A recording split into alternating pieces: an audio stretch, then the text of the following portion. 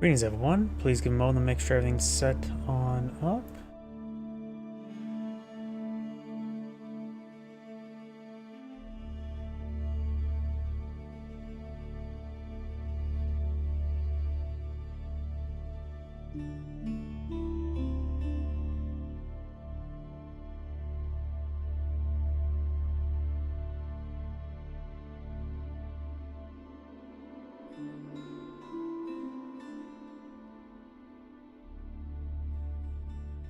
Okay, live stream should be popping on up.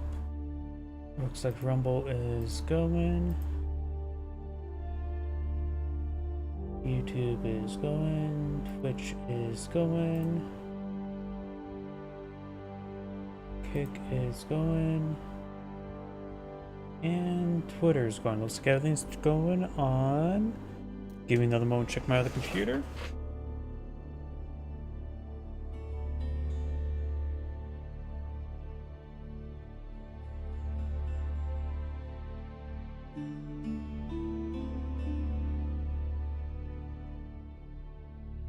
Looks like that's all going good.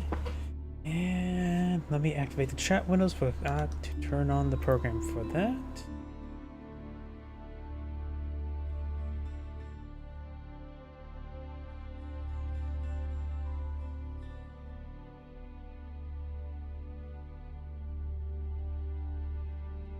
And looks like that's all going on as well. So looks like everything's good to go. So let's go ahead and get started.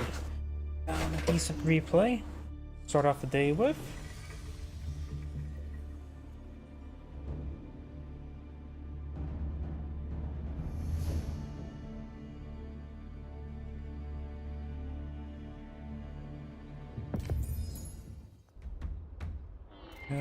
What I'm thinking. Yep.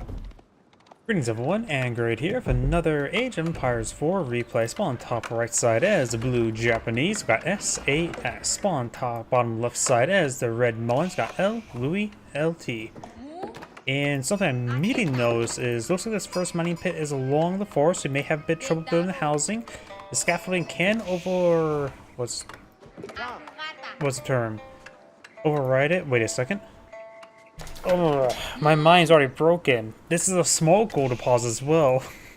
I forgot how small the small gold deposits are. It's like, these houses seem unusually big. No, it's just because it's it's a small gold deposit. It's the 1,600. That's the weird thing about this map. Also, he's going to have trouble placing it around with the nearby trees. Of course, got multiple small gold deposits on this map. But the Mullions' extra gold income from these mining pits should be a relatively unique advantage here. There are no... Oh, there's a pair of trading posts on this map, but it's also an inconvenient location. With the forest behind this one, that's actually probably a little bit good for extra protection. But this map is lacking quite a bit of gold. We've got more of these small deposits. We do have one 8,000 large deposit in the center, so this would be a point of contention. And a number of small ones up here. So the Mullions' extra gold income should be quite nice, help prolong his gold income. The Japanese course does get a bit of gold when dropping off some stone and vice versa. And these stones are completely normal, which are still relatively small. Actuality, look at the map. There's not a whole lot of stone in this map either.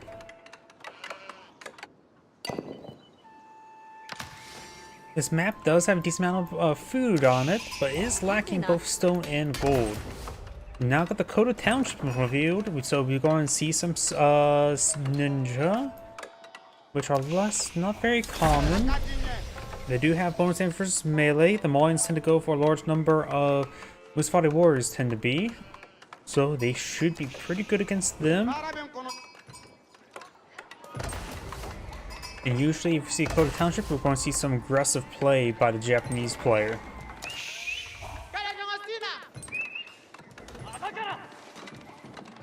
Ninja get what? Had 20 base damage and get +5 versus all melee, if I remember incorrectly. Of course, you get one free ones on the way, and he is building a second one himself. The Vanguard Scout will spot the Koto Township, and there's the free ninja there. Blinks his way forward. Does have 20 damage and +5 versus melee, so I remember correctly. So that's good against both melee cavalry and melee infantry. Sheeple has been slain. And we do have professional scouts being reached with the Malian player. This map does have a decent amount of deer deposit. In fact, this is an extra large 10 deer deposit. And not to mention there's a bunch of 3 deer deposits around here as well. So there's a very good amount of venison in the field for both players to claim. And sheeple. Blue has obtained a good number of sheeple there to lead the glorious battle. It looks like Blue does manage to corral some of these deer into his town center. I wasn't paying close enough attention to that, my apologies. But he has herded almost all except for one there. Of course, does have some outlying deer as well.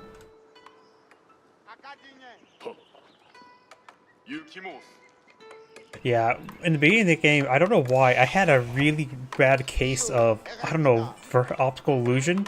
Because I thought, oh yeah, this is the standard 4,000 gold deposit. How are these houses so large to be next to it? It's because they are. It's a small gold deposit. You have now a sabotage Stones mining pit here. It is on the far side and of course is skimmed off by some trees.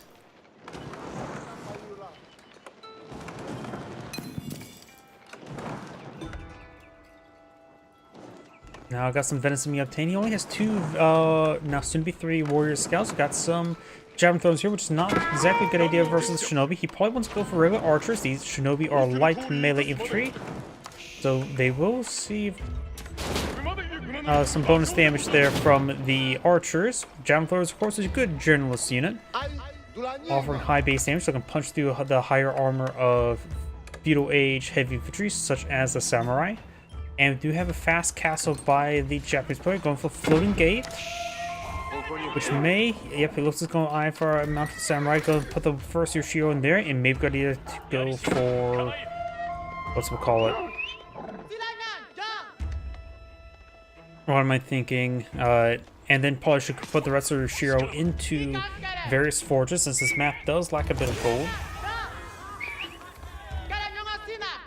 Warrior scouts try to obtain some venison, but got these Dark Age spearmen causing issues. Going for the survival techniques as well.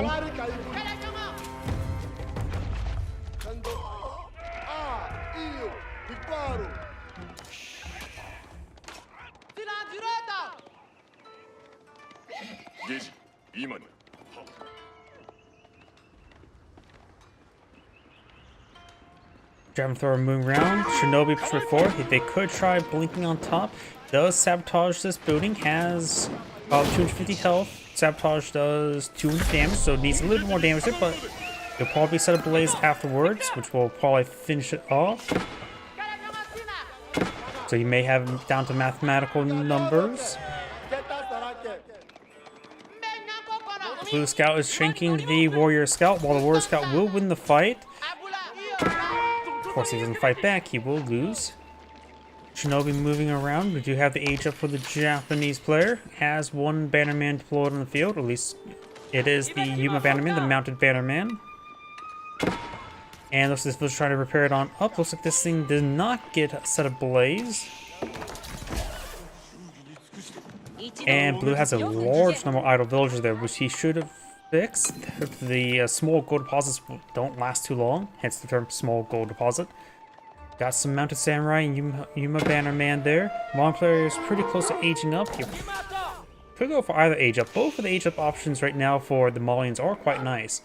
You get a handful of selected very good units versus a handful of selected or just good food income. But he's going for the Fombia Garrison to get some buffed up 2 units, and maybe best to go for Musafati Warriors, the Monza Musafati Warriors. Can't remember what they provide. Javelin throwers offer poison arrows or poison javelins and faster movement, but he's fighting against the Japanese, who don't rely on range all too much. In fact, he has probably no reason to go for massive archer play. Yumi Archer is not exactly as the people go for, since it's a cheaper archer variant. Good damage there on these guys. Bannerman will go down there. Mounted Samurai will fall back. Got a very good mixed force here. And the other one, of course, there's also another anti-archer, the Freeborn Warrior. which is a unique unit that's neither heavy nor light. Sort of fills in the role between the two, for a heavy unit. Actually, Bread is also very low. No, he has a good number of deer carcasses there. And he is going for the Mansa Javelin Throwers. I don't necessarily agree with that. I suppose this Mountain Samurai, the poison damage will help out. And does save that one villager there. Gets inside. Does lose some villagers there. And this Samurai's going to take a lot of poison damage there. Oh, man, survive. So does this one as well. So it looks like these Mountain Samurai just need to fall back to a Shinto Priest and get healed on up. That one does get impaled. And Javelin Throws there from Donzo does take out that one. There's one last Mountain Samurai needs to get on out of there. And I think right now, both Uni Bugishas as well as Samurai would be a good deployment option.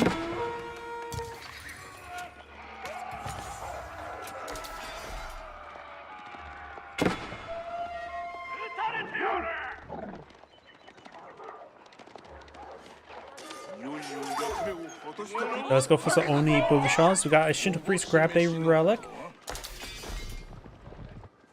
Up here, the Shinobi pushing forward once again, sabotaging. Does sabotage still provide golden come? Or stop golden come? I think it does not. It disables production, not necessarily abilities and other things of that sort. We got the villager and the Shinobi running away. Now got the villager running. Of course, I know it's a disguised villager. A Shinobi disguised as a villager. Got a bit of damage there onto the Mountain Samurai. Nice spear brace there. Oni Bugishas push forward. Javelin Throws, of course, more anti-range. The poison damage does make them a bit more of Generalist unit. And they do also have good movement speed now, thanks to the monster upgrade. Oni Bugishas have insanely high movement rate.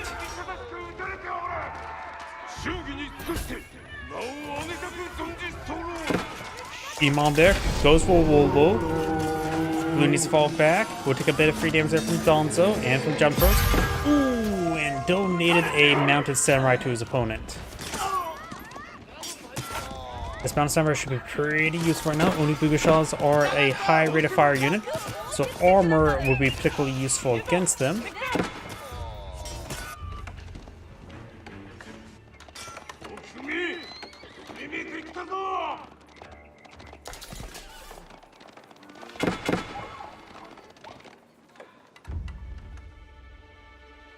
And we got all these units cleaned up by the converted Mounted Samurai. Veteran Oni Bugisha getting ripped apart there by the Javelin Throwers and vice versa. And Mounted Samurai will clean them up. This one will get poison death. She did not make it. We do have now the 8,000 gold deposits being obtained by the Japanese player. Even though the Japanese player is in Castle Age, he does not have access to his castles. That's Imperial Age structure.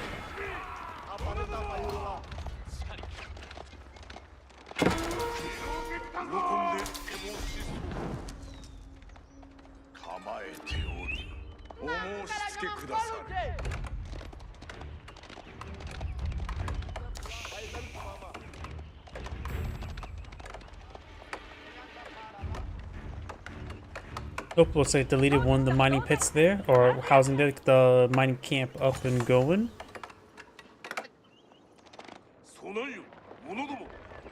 Now the Samurai and Scout needs to get on out of there. Oh, looks like the deflection ability activates even before the projectile hits.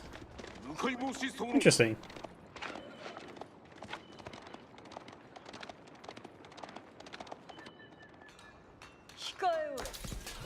Oni Bugishas right there, 9 of them. Of course, got 2 outposts here.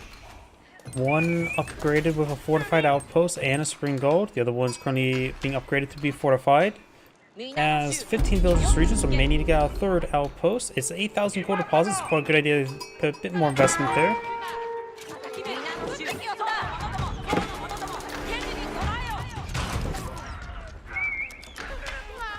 Fortified outpost moves complete. Well, another village does go down there.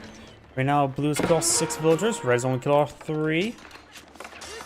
Oni Bugishas straight forward. Donzo have also 1 inherent armor, so they can withstand some damage from the Oni Bugishas.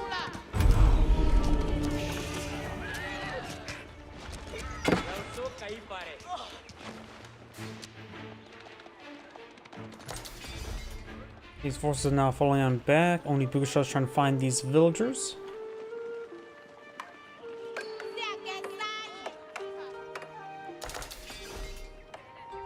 Red is to put another mining pit down south.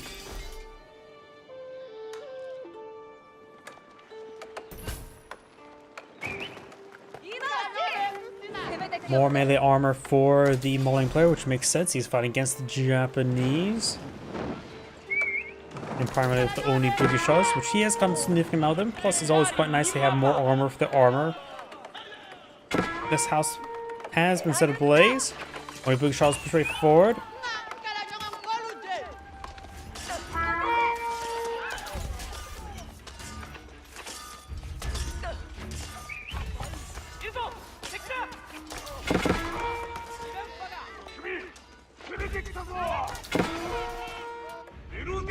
Looks like the Shinto priest will be picked on off by the Mountain Samurai. Red may need to go for Castle Crow near that 8,000 gold deposit. As an Imperial age up, it would also give him access to some deposits, about 2,000 resources worth of, well, resources every, what, 5 minutes?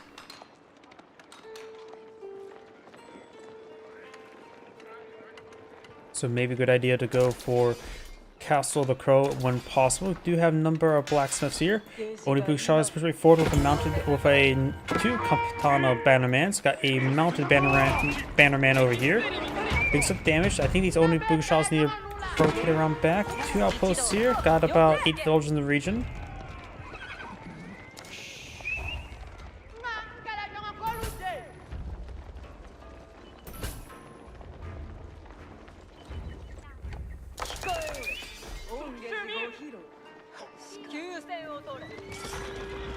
Village does get impaled there, going for additional housing.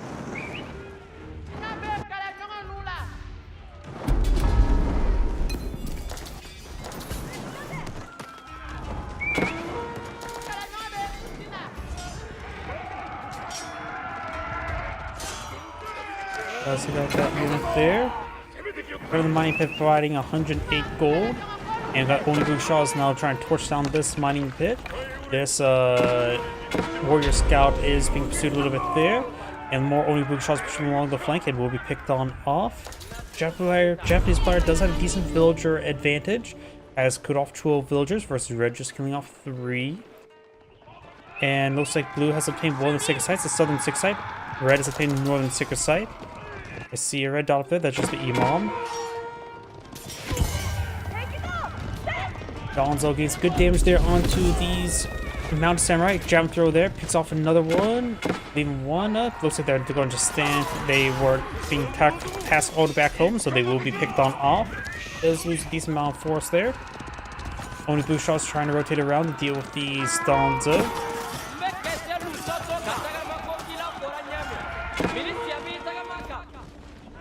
And now we got these Oni Bugashar taking some damage there from these javelin throwers, the monster javelin throwers.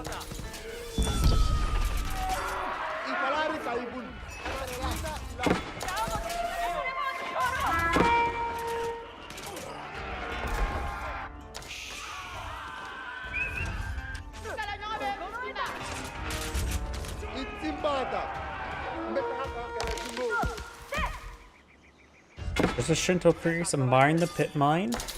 We do have the Oni Bugashar will take out that Donzo. We do have a basic outpost here with a spring golden placement.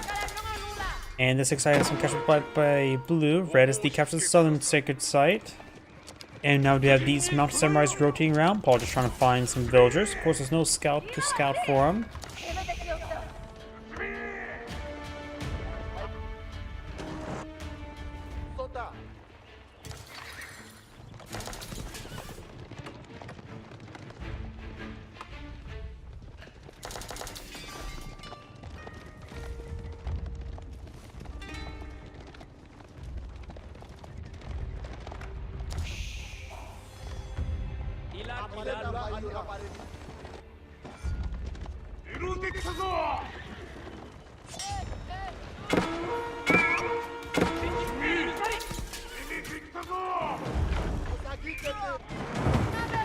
Got the mosque now being forced on down. We do have Mounted Samurai going down here. Now got the Mounted Samurai pushing forward. A number of villagers can't get inside there. No dons to stop them. Just some jam throwers getting some attrition damage. Warrior Scout does go down. More Warrior Scouts trying to pick up more of the venison. Gonzo here will stop some of these guys. There's spear brace. No spear brace there.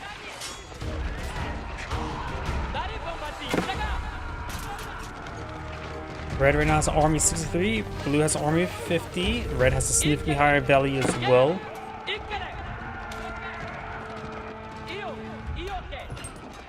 Gold deposit has still a little less than 5,000 gold remaining.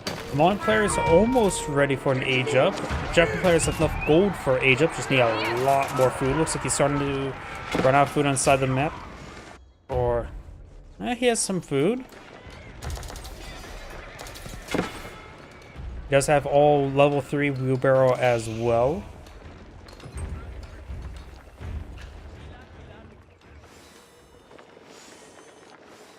Which now, which in actuality is basically a wheelbarrow and a half. The Mongols are definitely jealous, because it also improves berry collection.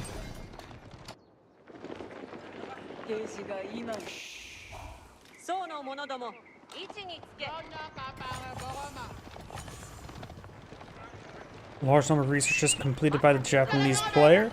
Mounted Samurai and some scouts here, and of course the Banditman support off this force. Just way too much here for the Japanese player to push forward. Red just simply has an army on the field and has enough resources to just needs a little bit more food and then get age on up. Down south, Oni Bugisha is trying to find opportunity to engage some various forces. We've got a good number of villagers there to be called. And Red has so far deployed out 0 cows, so has not getting any trickle food income from the cattle ranches. Red's now heading down south. We've got these Oni Bugisha's pushing forward. 4 of the hunters now being deployed in the field, getting his free keep there for a good defensive capability.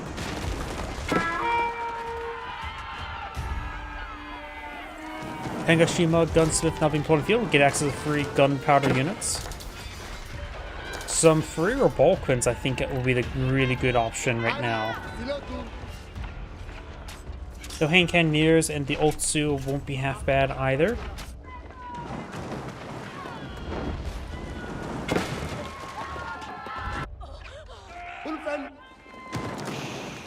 Oni Bugisha torches down some various housing here. On players now pop caps, so he doesn't need to fix that. He has no wood or no food at the moment. And now he has access to his next Monza unit. Let's just keep an eye on this. Go for the Freeborn Warriors, which is a anti-range unit to go along with this anti-range unit. You could go for the Musafati Warriors, boasting more melee armor and higher hit points. So that may be a bit better. The more melee armor could be quite useful to deal with the Onibushigas. I don't know how much armor increase them by, but increased hit points will also help out as well. More like this stand and fight. And we've got now precision training now being deployed in the field.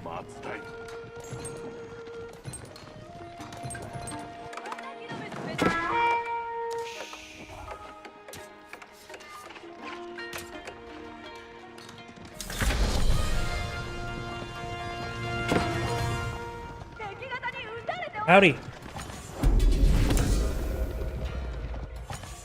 Now the sacred site being decaptured, and of course we've got the mining pit being reestablished over here. Of course, with the improve your Shiro deployment, we've got the elite Onobugisha upgrade as well. And did we see the?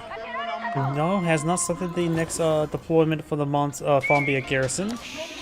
4 has been obtained. Of course, not all of those can work on it. So, decent amount of venison there, so probably can task extra villagers too over there.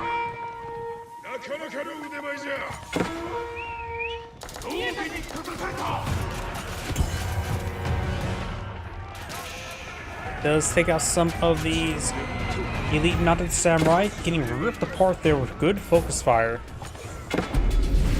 There's a large number of monster Javeliers. Of course, with the precision training, they get, of course, a little bit more damage.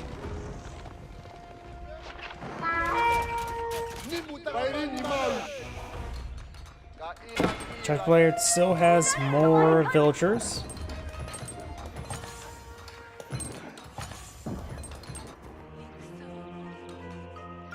And Sigasite here being decaptured as well. We got +3 range damage for the Molian player.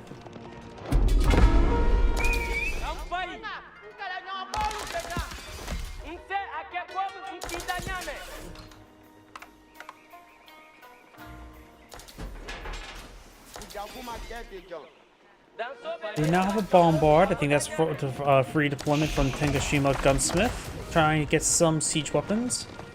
I think he needs more of an anti-army siege weapons right now. Against all the javelin throwers, of course, Mangonels would be half bad. Against Donzo, the Spring Gulls. But this is right now mass Javeliers, monster Javeliers. So I really do think anti-infantry is the way to go. Would it be Rebalquins or Mangonels at this point in time? The Japanese player does have a bit of population space. I think he needs to go for more anti-infantry tactics. Right now, the quality of the army is in favor of Red, but only by a small margin.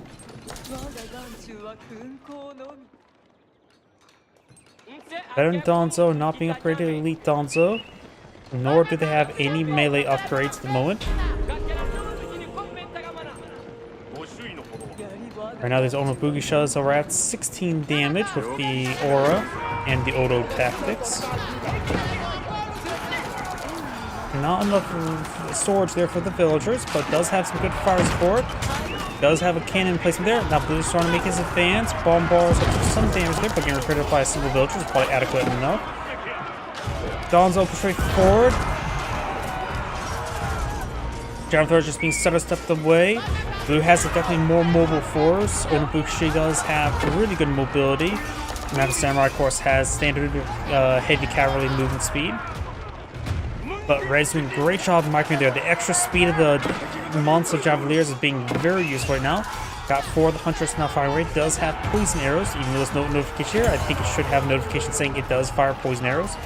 Bombards moving forward, and looks like Blue's army is slowly being whittled down. Has running low on food, has plenty of gold, has enough stone for a castle, so maybe good idea to go for castle. Onobugi shells, however, slowly whittling down Red's force, who's also low on food, so both these players low on food.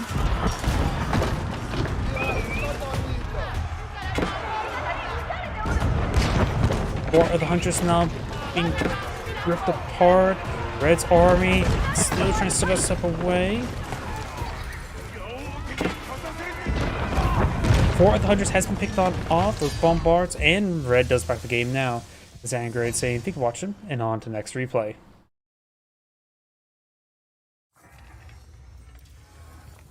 Let's go on to the next player.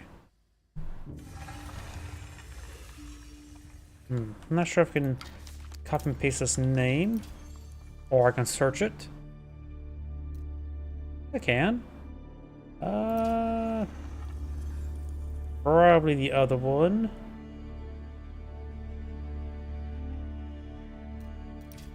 Not the multiplayer, at least. So maybe the same player, I'm not sure. And hidden.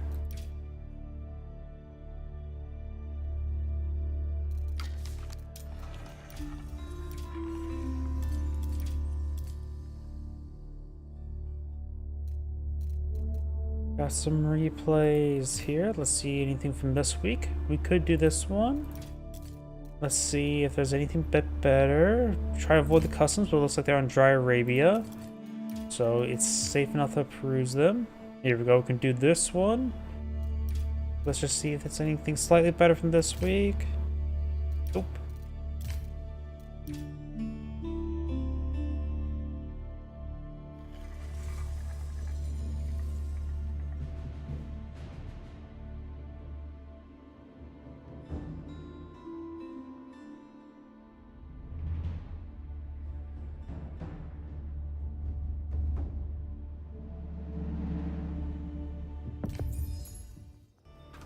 Greetings everyone, and great here for another Age of Empires 4 replay. Spawn bottom left side is the green roost, we got Ball Tomb. Spawn top right side is the blue Order of the Dragon, got KJJ, maybe that's initials, though I'm not sure. Looks like right now green does have 2 deer deposits over this direction, and this is the roost player, so his deer deposit pretty safe, plus all 3 gold deposits over here as well. Leads me to believe maybe the Kremlin over here could be quite good. His 3 tree deposits are in a line over here, so he has good natural cover here. Stone deposit a little bit forward, but that's perfectly fine. Of gold in the back line of what would be the walls. So overall, I think green has pretty good map generation. Has also some stone back here, and some emergency berries back here as well. All of them. So great map generation for green. And blue's going for a forward deer with his dragon villagers. His other boar and deer deposits over here as well. So he has a good amount of food in one general area. Gold deposit here. Of course, going to this gold deposit here. Can't say if it's going to go with the Aachen Chapel or the Menwerk Palace. Both are quite reasonable, I would say. This tree deposit won't provide any cover, but it will at least be safe enough to collect on up. This one provides some good cover, and this one's a little bit too far off the beaten path, probably to be walled in with. So I think overall, I like green's maps generation better. Got the Golden Gate now being established versus the Menwerk Palace. Menwerk Palace does offer 3 unique research. The Golden Cuirassier, or Cuirass, which is it gives your men-at-arms, damage resistance if they get closer to the point. Hell, green also has multiple scouts in the field, which is actually pretty common for Rus, though if this is a rework, makes less sense. But he may be eyeing 4 professional scouts. One of these scouts are pretty wounded, got the 3rd scout pushed way forward, and blue brings dragon villagers to shank some of these scouts.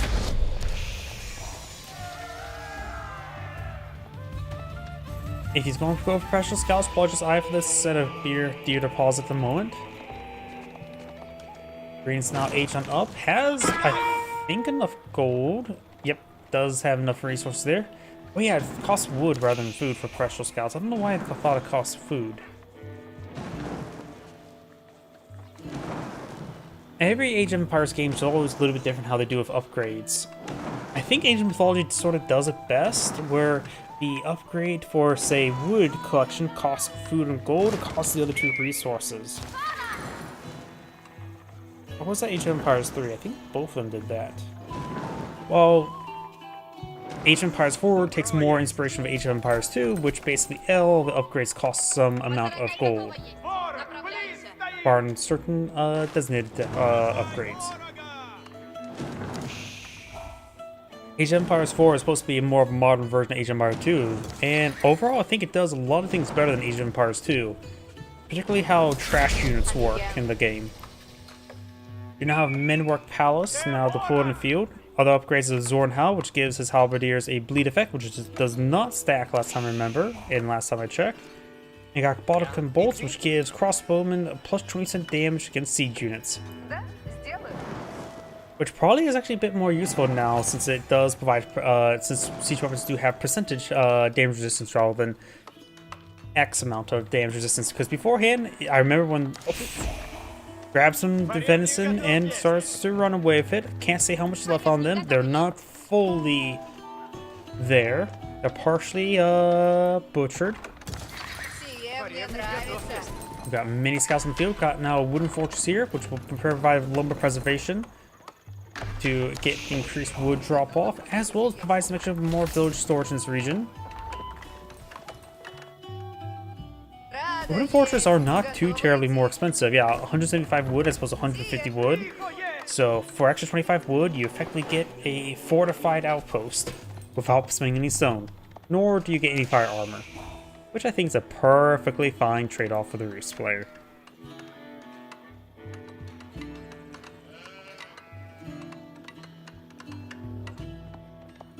Survival taking this course being researched by the Rus. And of course, Order Dragon player is doing a fast cast. So I'm going to fast forward a little bit since both players are back in the eco phase. One piece of venison still remains, 84 delicious food, and Greece taking an opportunity to grab some of this venison as well. And now we got some Roost Knights before the field, early Knights, not deployed out early. And there's Age of Florida Dragon, and probably going for some relics. After all, he's coming for Regni's Cathedral, trying to try to grab some relics. The Roost, he says to be careful about early Knights, but I think veteran Gilded Horseman may be better than the Roost Knight. Same cost, barring gold versus wood and all that sort. Now I do have a Gilded Knight on the build queue. Of course, it's going to be a Castle Age Knight versus a Feudal Age Knight. So I don't know how many Gilded Knights can take on Roost's early Knights, but clearly more than one at a time.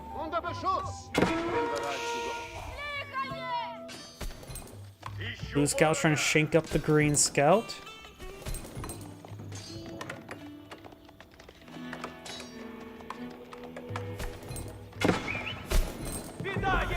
High trade house being established there. I think a little bit farther forward would provide him more gold income, but of course it also can provide food income. So it's probably best if you put it a little bit farther back. I don't know if that's the best spot. Maybe a bit more forward would be best, because then you can at least still wall it off. I think it could be a little bit better place, but I understand why not to push it too far forward. There's the Gilded Knight, focus on the Ungilded Scout.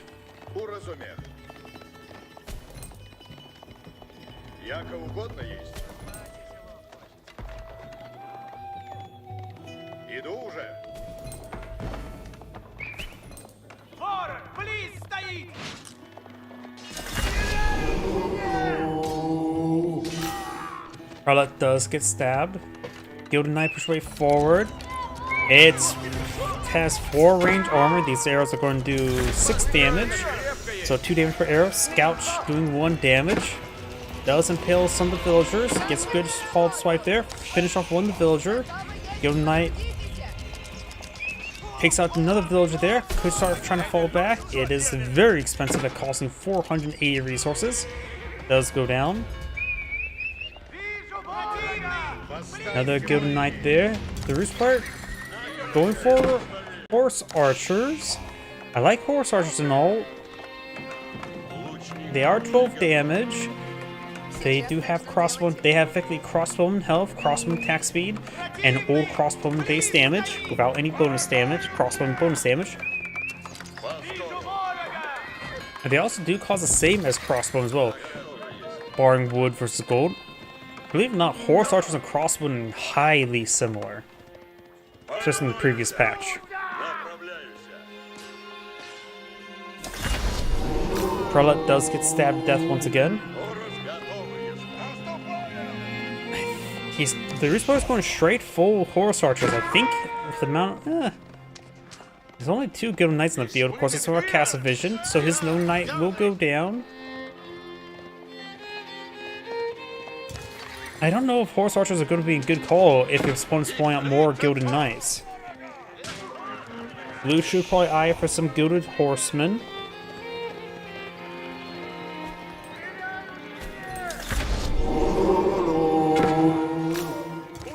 Early Knight does take that one out. That's his only early Knight in the field. In fact, they are still early Knights. And nice thing as well, early Knights to get to regular Knights cost half the upgrade, say, from a veteran Royal Knight, or Royal Knight to a veteran Royal Knight. Early upgrades are to regular units are half price. Go sneeze.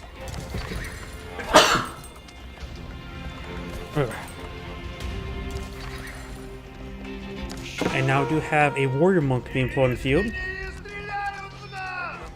Royal Knight gets some good damage, or Early Knight does get some good damage there. Early Knight does go down, just got sheer number of Horse Archers. Like I said, against the Gilded Knights, I don't know if that's going to be very good. Let's take off that one there. Or the Dragon player, like I said beforehand, needs to get out some Gilded Horsemen, because the higher mobility and probably a bit more cost effective when dealing with the Horse Archers would probably be good.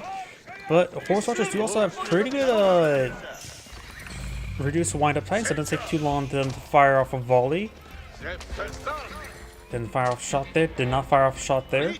I say that they have pretty good response time, and I just saw them both hit twice. Archer does go down, or horse archer. Trying to pursue him. They do have the same movement speed. Could have threw the Gilded Knight inside the outpost, but either way, did not go down there. Some of these horse archers being picked off by these outposts. When it comes to villagers, blue is killed off 2, green is killed off 3. But remember as well, order gilded villagers are 28% more effective. So add about 8 there.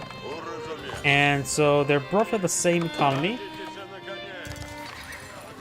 Gilded villagers do produce 20% slower. And of course are 28% more effective, so you do have a decent inherent income for just booting villagers as Or the Dragon. And blue also obtained 4 relics, the minimum amount for Regni's Cathedral to be effective compared to Bulgar of Paulus. As I mentioned, he could throw those relics inside of outposts for cannon placements, and they just nuke everything and protect his farming line, no problem. Paulus Suave now being born in the field, so got a faster Imperial age for the Order Dragon by a very significant margin. The Resupply is nowhere near close aging on up. Food and gold are both pretty low. In fact, it wouldn't surprise if the gold income's just passive. Yep, passive gold income, which is still pretty good.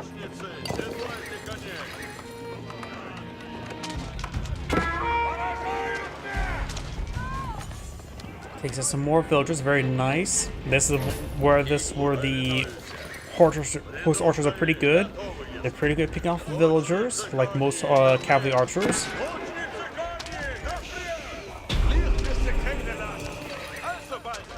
And he's able to focus on these gilded horsemen no problem, or knights, because they're being deployed in small enough numbers for him to deal with it. In fact, he has no more military units in the field, barring paraprods. Age up now complete. Going for a Tithe Barn, which I understand that, as well as the Spring Golden placement somewhere. And looks like blue's actually out of stone completely. Yeah, we will be able to fabricate villagers no problem with Palace Swabia, effectively giving him ×3 town center, so he now has 4 villagers queues going on. So the Resupply still has a good amount of passive gold income from various sources. Not to mention, the pros can also do the empowerment. Actually, I don't know.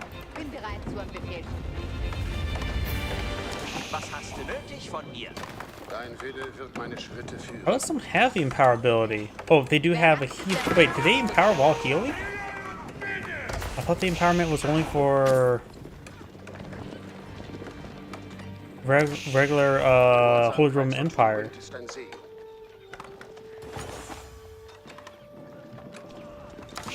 Howdy. I'm right now really confused. The Inspired. Where do you get the Inspire effect from? Got 1 villager of Inspired. Plus 15% generation. I also now think, the more I think about it, was like, empowerment, it was like plus 4% gathering rate. So how, what was... I think I'm just overthinking it. Does use emergency repairs there, which will hard counter the horse archers. He needs incendiary arrows to break it down. He has now deployed a counterweight trebuchet front line, so green's not trying to age up, he's trying to knock out his opponent. He has enough gold to age up, just needs a lot more food. Rotating around.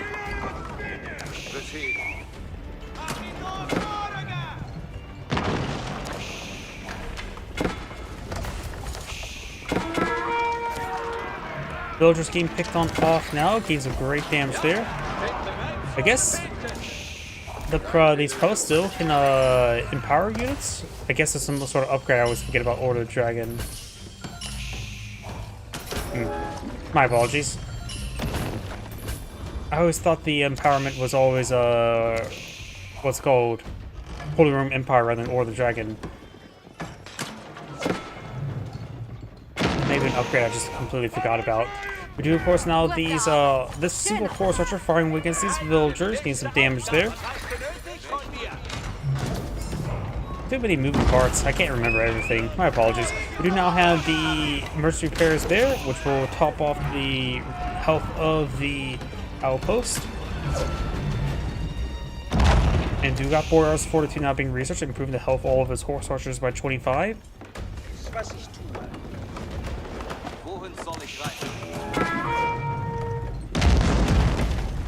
Outpost taking some damage there. Counterweight trebuchets firing away. Rolls a miss there as well. Healing up some of these villagers. Mercy Repair will be available in another 35 seconds. Got Gilded Horsemen, Elite Gilded Horsemen rotating around, trying to interrupt the six-side victory. Got a single Warrior Monk here. Gilded Horsemen right now do have 6 range armor. They can get up to 8 this age, which will allow them to take only half the damage from the horse archers.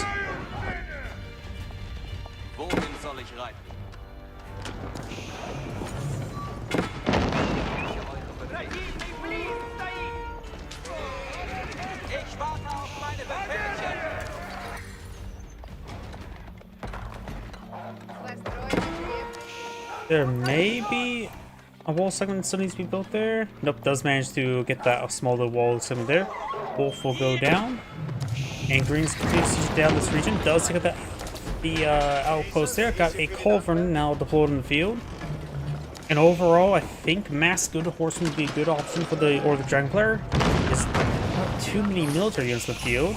Does pick up the relic, trying to relocate it. Might as well, Mangonels do also do bonus damage versus horse archers.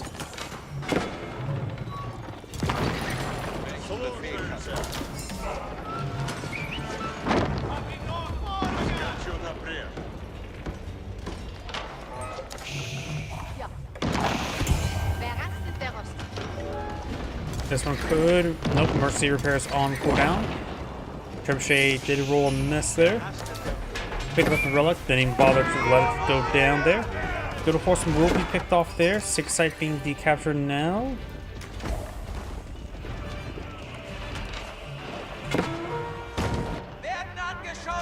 Horse archers fired a volley on these Gilded Horsemen.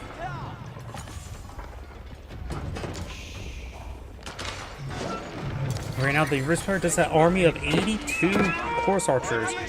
There's over 2,000 gold at the moment, 0 of which are being collected by gold miners. It's the Sega sites plus the passive income from collecting up deer. Howdy. My apologies, I cannot speak foreign or read foreign. More of this infrastructure is starting to go on down.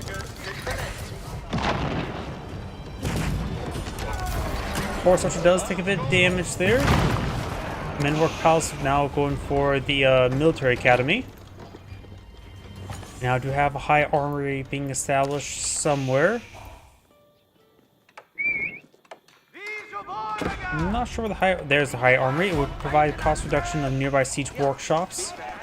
There's going to be just putting the safer backline. Does also give access to some unique research. Gilded Horsemen just being focused on one at a time because they are, even though they are technically the counter, but they are just getting sheerly outnumbered. Which, of course, these horse archers will cost half of a Gilded Horseman.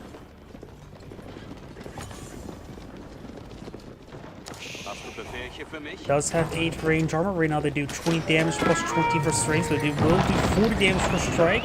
So they will 3-tap these horse archers. Gotta make sure he's properly microing. Step way forward with the horsemen to maintain they are within range. Don't just aim move forward. Does lose some of these horsemen. Right now green has higher destroy value than blue. More Gilded Horsemen there, empowered by the prelates. Giving them +1 armor as well, which is quite nice. Now the Rispar is aged on up. The Kneescout Incendiary Archers going for elite horse archers as well. Some of these dragon villagers will go on down. Now add 25% here, so he's at 125 versus 88 villagers. Well, that number's quickly being called down.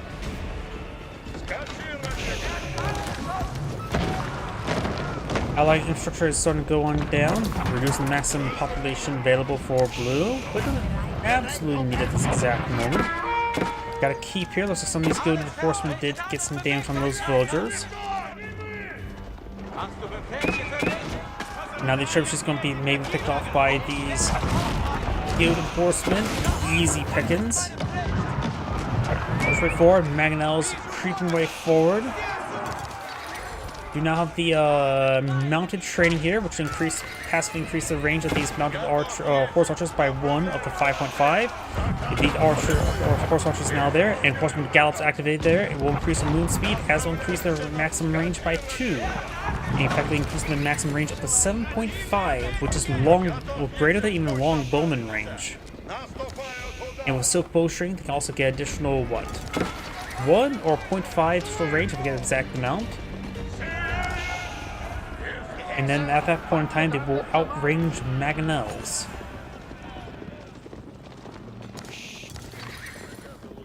And senior arrows on the way, which will be quite useful for the horse archers. I think it gives them 4 siege damage, at least 3.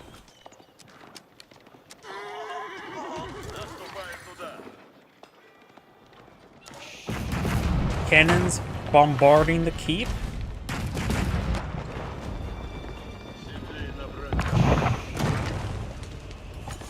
Horse archers now advancing. Senior is not complete just yet, but not like he can really weight it down. He did some good damage there. There's Gallop activated. There's the movement range up speed for 2-2, which is U1 Raider movement speed, so it's fast even regular horseman. Does take out the keep there.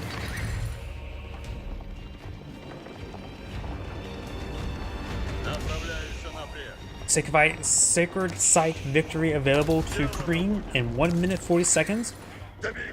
And he may be able to pull it off. It's going to be pretty close. Blue has quite a good number of siege weapons there. Gallop has another 5 seconds remaining. Incendiary arrows will give him a very good amount of extra damage. 12% damage goes a long way. Right now these guys do 70 damage, and 8 of it was blocked by the armor, so they take 9 damage, but plus 20% damage. Now they're up to 20, and then some. So now they will do 12 damage. It does more than increase their damage by 20% in this exact moment.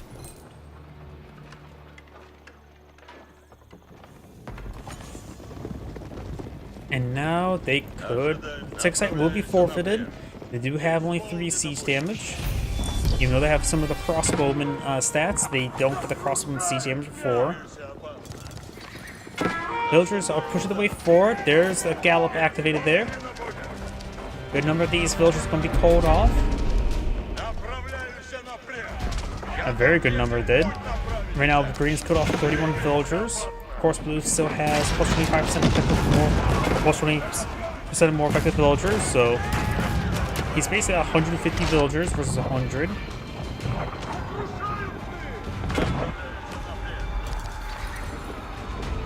I think Blue should definitely hold off on his villager production, and as well as his units have taken twice the amount of population. And able to field a little bit more population would be half bad. Do now the Silk Bow being researched, giving mounted archers plus 0.08 range.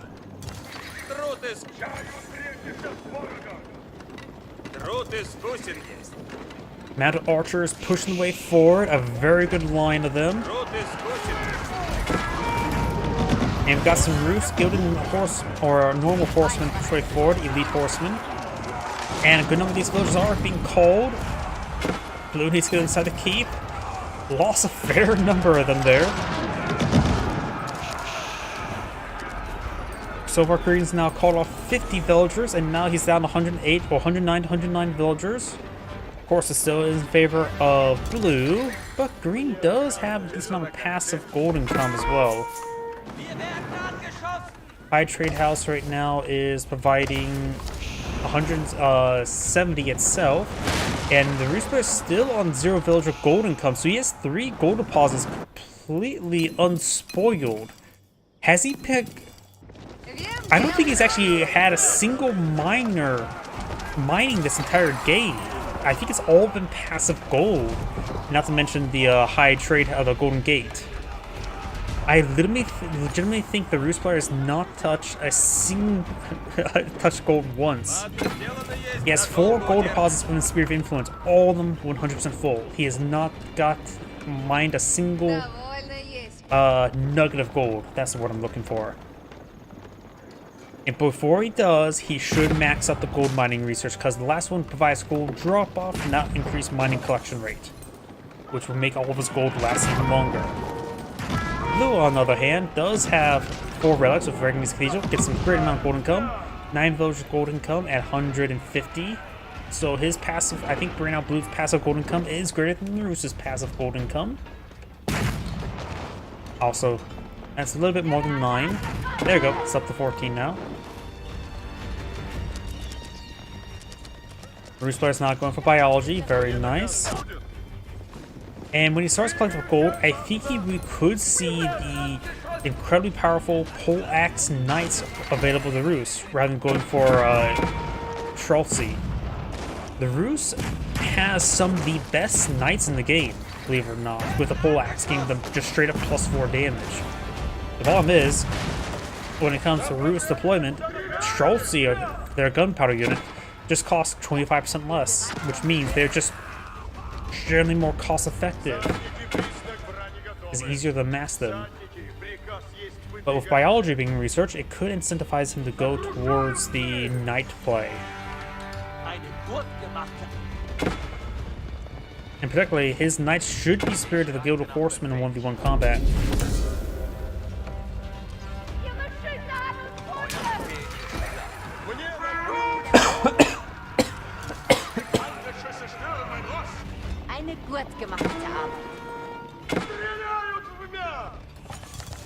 Horseman push forward. The Roost player needs a bit more gold income, so whatever's gold he gets is prioritized to other upgrades before it gets out his mining upgrades. Blue has not gotten the final tier gold income, nor in the second tier gold income as well. The Roost player has a very comfortable amount of food and wood right now. He's also going for some bombards. He has gotten some high trade house upgrades, can be very nice. Increasing, like, making his bombards a bit more effectiveness versus infantry, which is not going to be super important right now. Both players just eyeing for cavalry, though we do have some gilded hand cannoneers now being pulled in the field.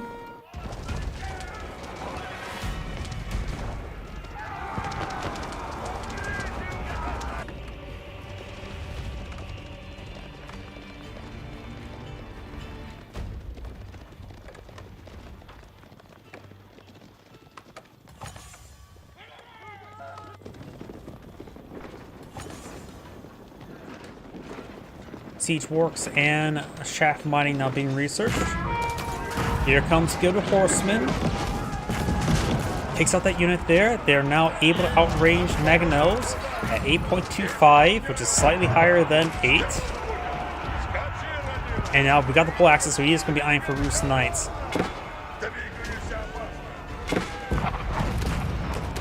Once he's no longer obtained enough gold, he should go for wood, then should eye for those Knights. And whatever leftover gold he has should be sent in for various siege weapons such as battering rams, because Roost's battering rams are pretty nice with the mobile fortress upgrade, which does give them health regen on his battering rams. I forget what's called. Wandering Town, increase their damage by 25% and also give them some health regen.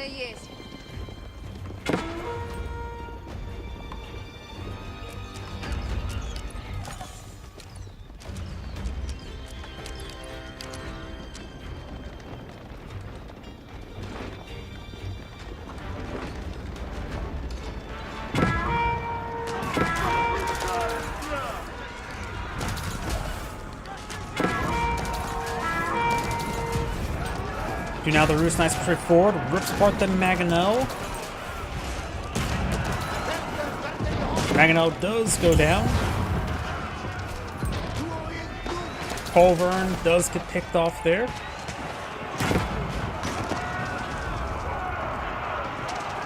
Good subset there. We do have Gilded Knights blood in the field. which have a staggering 52 damage right now, which will not 3-shot these horse archers, honestly get some impalement, due to the fact that they do have a bit of melee armor to them right now. Gilded Knights trying to deal with the elite horse archers. Remember as well, horse archers are a trash unit. By the current rate, it may not necessarily be considered a trash unit for the Rus player because he's devouring through wood pretty quickly.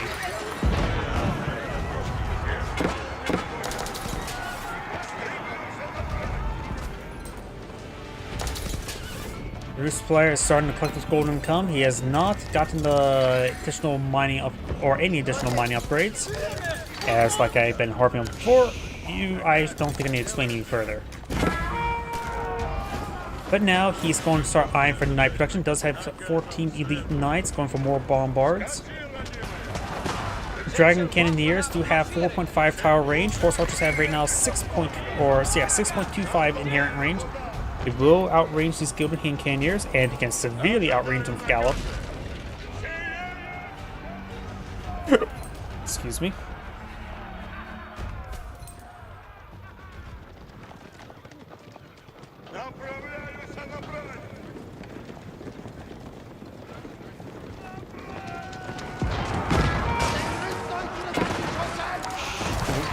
Rus Knights push forward with some Gilded Horsemen mixed on in. Horse archers are just firing with the back line. The City Arrows, they will provide some good fire support, but they're not super effective. They're just pretty good generalist unit. Gilded archers and the regular elite horsemen and the elite knights will be falling apart there. Gilded Knights push their way forward. Bombards provide some fire support.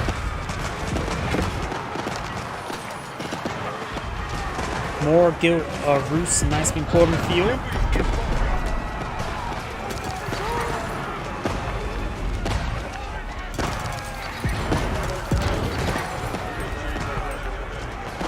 Dragon Cannoneers push forward. They're very high quality, of course.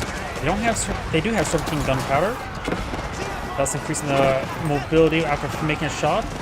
So it looks like they actually may stack for a bit of time as well. That increased move speed is appear to be stacking. Did not realize the Serpent gunpowder can stack its movement buff, but I think just because it's Dragon Cannoneers with a high attack speed, they can actually get it. Because now they're just moving normal movement speed. So yeah, they can get stacking increased attack speed. Interesting.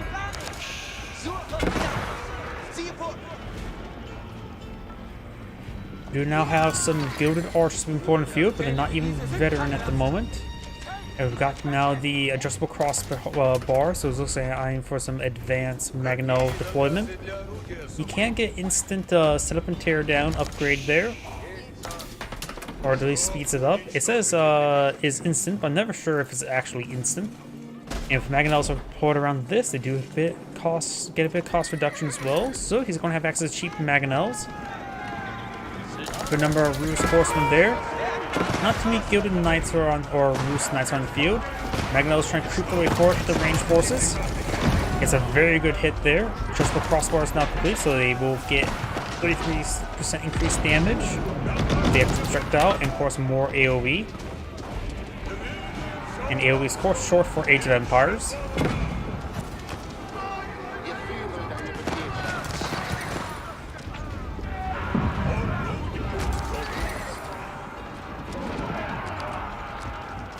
Green setting up a bit of a siege line, does have a good number of bombards here. Mangonels sieging down the various units there as well. Horse archers has to be a little bit careful, maybe a hold ground stance in case they want to just not get aggroed.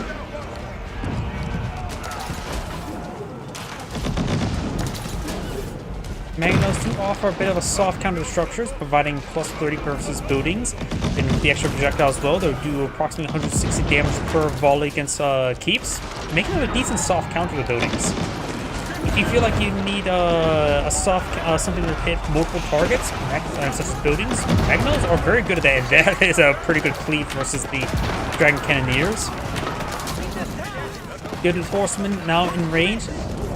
Against any target they would like to hit. Look out the Knights hitting from the rear. They get surrounded. Dragon Cannoneers getting bombarded as well by the Mangonels, as well as by the Bombards. And the plus 50 damage they can get from versus infantry can be quite nice since they're fighting against gilded units. He's trying to fall back, also a bit of his units there. Having trouble remaxing, go for more gilded hand cannoneers. These players eyeing for some Streltsy now, just trying to get a bit of a mix of gunpowder units. Even while Serpentine gunpowder, they're a pretty good generalist unit to deal with all these units. And now Green's just taking time to clean up all the infrastructure here. And we'll get some kills with these gilded hand cannoneers, costing 480 resources, so they're not cheap. Trying to make sure his rally gets back here. Over here we do have, okay, those are just villagers clicking up wood, not enemies pounding against the walls. Gallop activated there, gets distracted by a archer range. With their increased movement speed, they're able to avoid the horsemen for a bit of time, but now the horsemen will catch up on them. Some idle villagers here. Right now blue has 109 villagers for 119, add 28% there.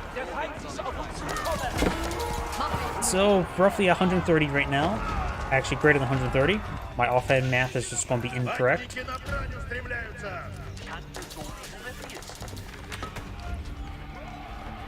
Court architects being researched as well as spring golden placements somewhere. There's one knight in the mix, offering 35 damage per strike.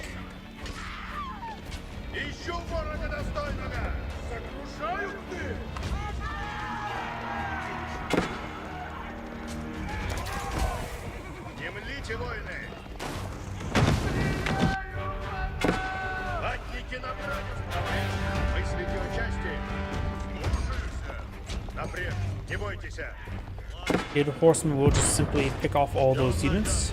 Horse archers trying to advance over here. There is an opening. Gallop can also help them get through the opening. Wooden fortress here.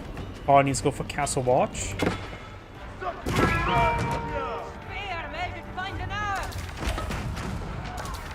You have some spring golem placed here with relic support.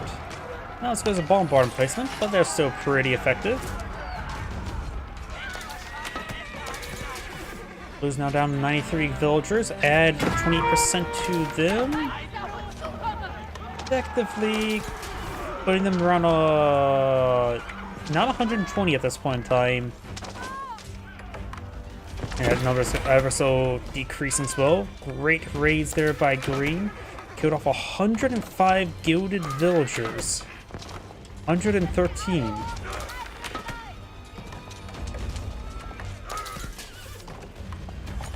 $114. So add 28%. I'm just going to round it down to 25%. Add 20, and he has about 91 or 101 villagers. And 5 more villagers went down.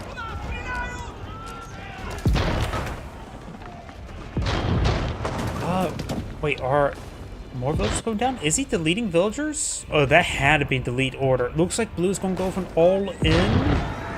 He's deleting villagers. Blue has some resources to work with. Dragon Candy is pretty forward. Massive Mangonel hits there. Green has been doing quite well with that. Now got a good back line of Streltsy rather than the Horse Archers. Offering a lot more fire support, though a lot less mobility. Of course, we do have Knights for the Roost players as well, able to get very high quality Knights in the field. Good damage there with the Dragon Cannoneers. Streltsy, some of them starting to get in place, in static placement, but looks like Blue's reinforced will break on through, plus inflated military population by having lack of villagers.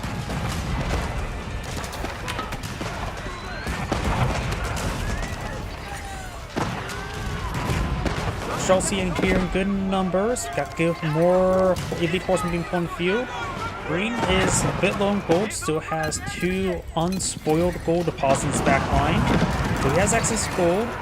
11 villagers collecting up gold, but he's also trying to get wood. He's also low on food.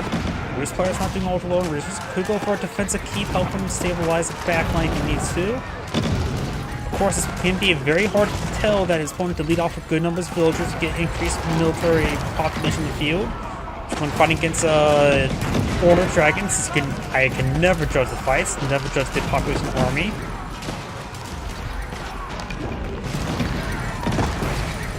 But the Roost player is starting to really push his way forward. He will take out the Mangonels, which pose a threat to Schulze.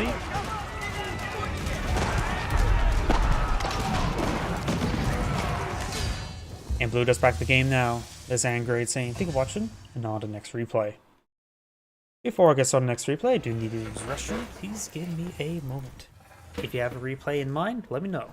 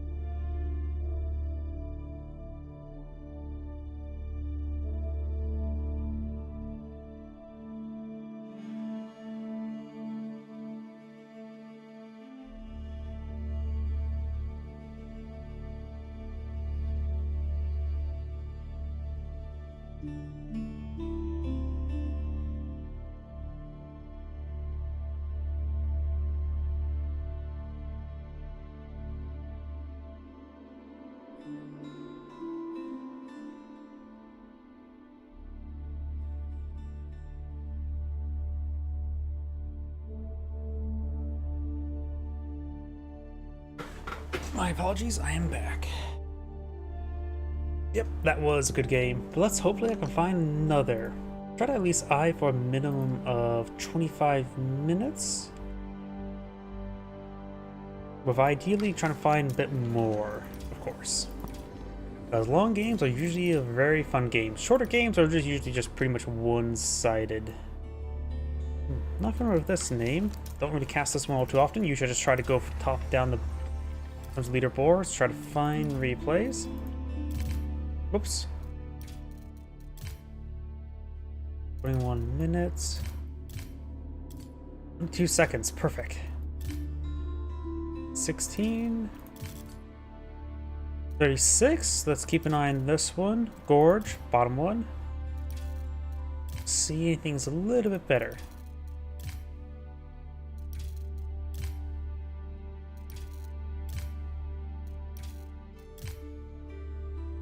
So 33 House of Lancaster Molians versus 36 minutes Ottomans versus Holy Roman Empire. You know, I have not actually cast too many Holy Roman Empires in this recent patch. They're usually every other game from previous patches, but this patch, not so often. I don't think I've actually ever seen a Black Rider yet in one of my casts. So maybe we'll see a Black Rider.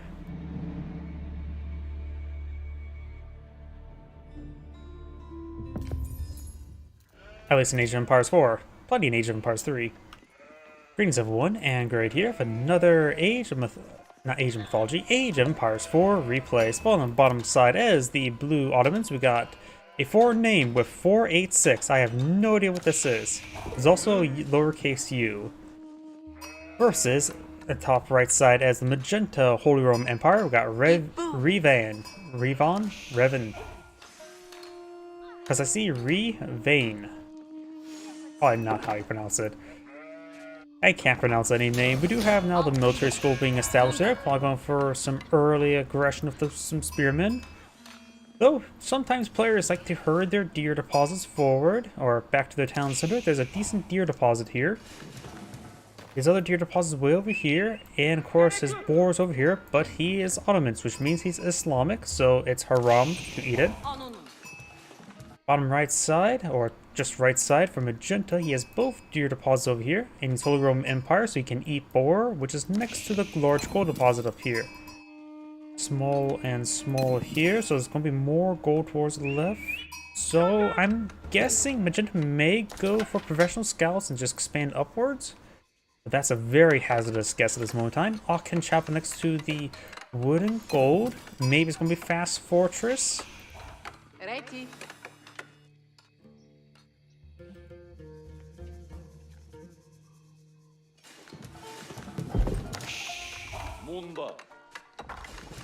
We do now have the twin Minaret. Minaret's been put on the field. Will give him 4 villager food collection rate, which is better than those 4 villagers do collect up faster than the rate of Boar. Is a rate of 1, if I remember correctly, versus a rate which Boar has a rate of what, 9.2 or 9.1.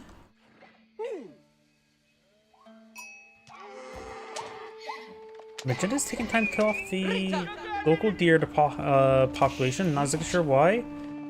And we've got a decent number of sheeple there. Blue's pushing for some spearmen. He's trying to take up the scout. Is that full health? He's going to stab a sheep. You monster. And do have some early farms here, so we've got some sort of eco play by Magenta. Going to get some great collection rate from these farms. And the sheep will be tasked on home. He is out of sheep here, so he may went for farms for something for the interim until he got his sheep here. Blue right now has 13 sheep, while Magenta here has only 7, so it looks like Blue did much better on the sheep collection.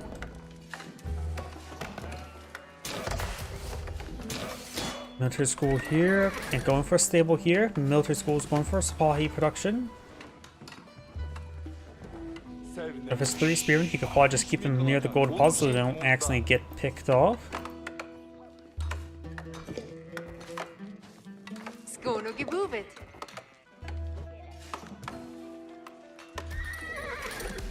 Vizier points. No, Vizier has been deployed in the field, but he almost has enough for 1. And looks like Magenta designed for full eco.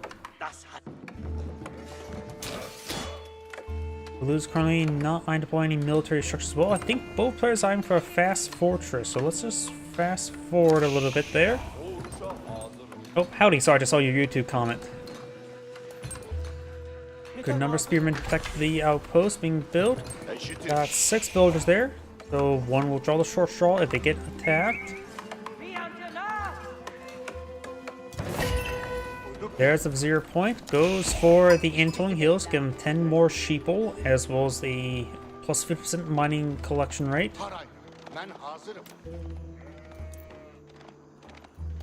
Personally, I think most of the time Antling Hills is the best of the 3 options.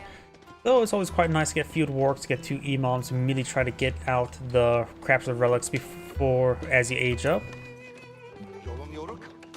Blue's going to try a bit of aggression there. Has 1 scout, 1 Sipahi here. It's not going to be too powerful. Got the Bulgar Paulus being put on the field. That was I was not expecting. Bulgar Paulus is effectively about ×4, ×5 barracks. 400% faster. I never know if that means 4 times or 5 times faster. But either way, that will of course be his barracks. Maybe eyeing for some man-at-arms play. Maybe a good idea to go for some spearmen just to get out towards these relics, and I to get some prelates to the relics to get them.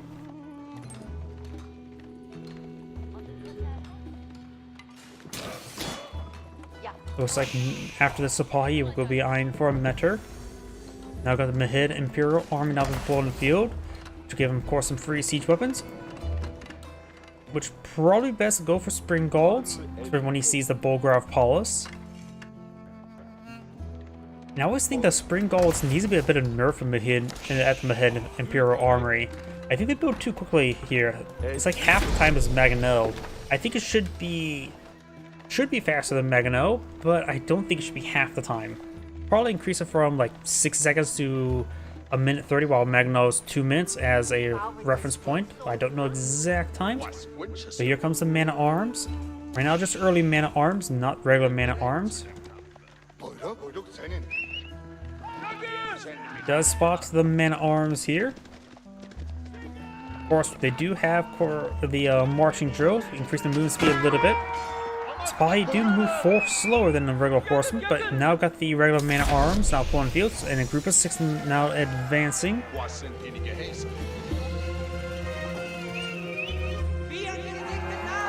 The spearmen, of course, will have no possibility of standing up against the man-at-arms.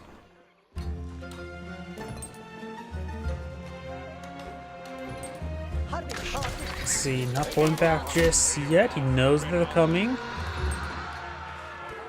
Spy won't be able to do much. The crossbowman is a good counter now, but we'll need more of them.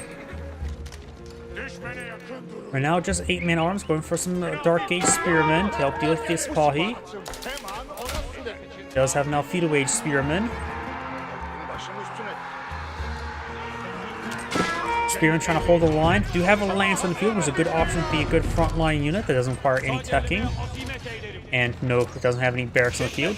Got some of these men-at-arms now engaging the crossbowmen, and due to the fast reduction speed of the nearby blacksmith, he's able to get some lances out relatively quickly. Some of the crossbowmen are going down. Spahi getting ripped apart here as well. Lancer does get overwhelmed by sheer numbers, and so more spearmen would be a good idea for the Holy Roman Empire player.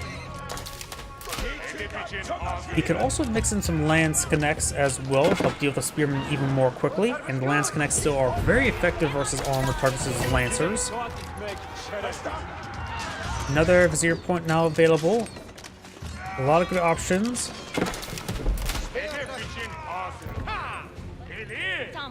Against the man-at-arms production, but we do have spearmen now. It's probably a good idea not to go for the Akaniji, or however you pronounce that. He does go for the feud work, so go for another tier 1 or line 1. Not sure if that's a great idea. I think he's just trying to get the relics before his opponent. With our cast vision, we know the Holy Roman Empire player does have 2 prelates in the field, and he actually mainly deployed out a prelate from the town center, I believe, rather than from monasteries, because he doesn't have a monster in the field, so he's just going to be grabbing relics and drop them off at home. So maybe the imams were a good call. For those who are not familiar with this horse archer variant, the Akaniji, I have no idea to pronounce that. They are a horse archer that have fire arrows and volleys of 2, which I believe they go 7, 9, 11 with a damage-based damage. So since they are more or less a high attack speed unit, because they fire 2 arrows, like Magudai, they're going to be a lot less effective versus armored units such as man-at-arms. And I think their attack speed is actually pretty slow as well. Can't remember exactly though. And the Holy Roman Empire is generally known for mass man-at-arms. So they have very nice man-at-arms, so crossbowmen are a good option, while the horse archers are not. This extended fortifications could be quite nice, giving them bonus damage for defensive arrows, but then again, it's better to be offensive than defensive, so military camp is probably the best of these 3 lines right now. And the music abruptly stopped. Imam trying to grab the relic. Crossbowman trying to provide some covering fire. The Imam became extra holy. And the Magana will fire a bit of a miss there. We have some Janissaries in the field, which do offer good damage. Low range, good attack speed. Man-at-arms could be quite resilient to them, so I'm not sure if they're a great option, just a good option right now. Plus 2 melee armor is not a bad idea. Especially right now, just versus Spearmen, which they have pretty low damage. The plus 2 melee armor is probably the best option in this situation. And the Holy Roman Empire player has gone for a good number of Spearmen, going for some more man-arms as well as horsemen. Janissaries, of course, do also have bonus damage versus cavalry, which I think is supposed to be a reference to taking on the Polish Hussars. Not exactly sure. Seems a little bit out of place, but there could be a historical context for that one.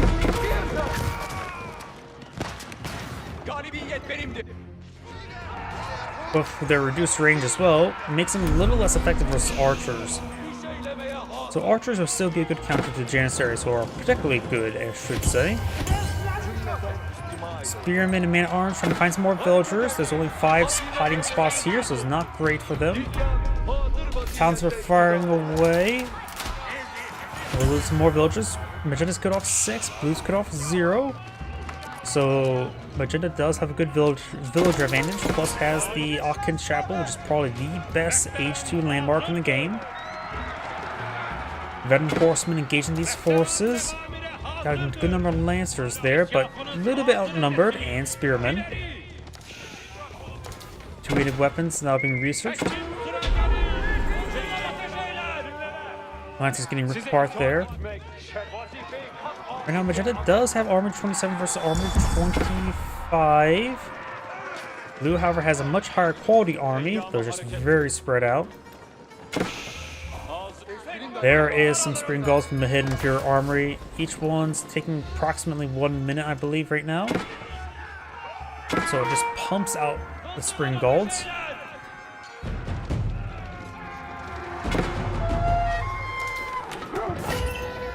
Another Vizier point. Like I said, I think military campus is the best option. Does go for military campus. And of course, when it comes to the horse archers, it effectively comes the same vein when dealing with horsemen versus the men-at-arms. Not great, but they're still a pretty nice unit, don't get me wrong. Plus, they are food and wood units, so they are technically a trash unit. We have some good AoE healing here from the Imams.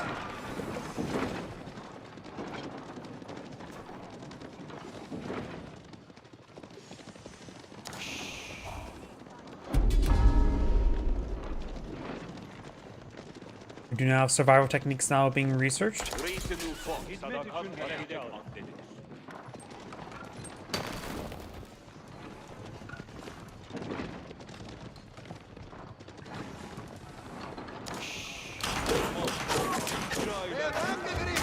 Good damage there. We do now have the horsemen engage some villagers.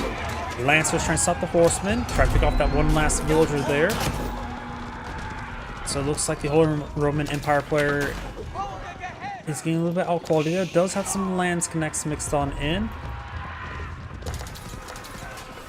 And the Ottoman player really has a good number of lancers in the field. It has 13. Ottoman lancers have nothing really special to them other than what the meta support can be.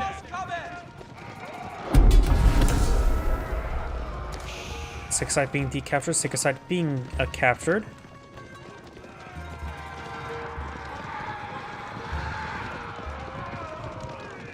Out there, we'll be backing on off. Got now the lancers engaging.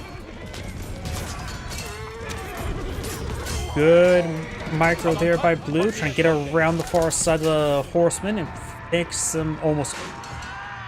We'll pick them all off.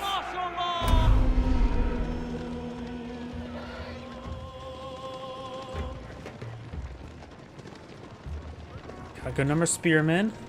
You only need a handful of lance connects for them to be effective. And only a handful of man-at-arms as well, but against all the lancers, spearmen's probably the better way to go. Lance connects to offer 17 damage, base damage in Castle Wage.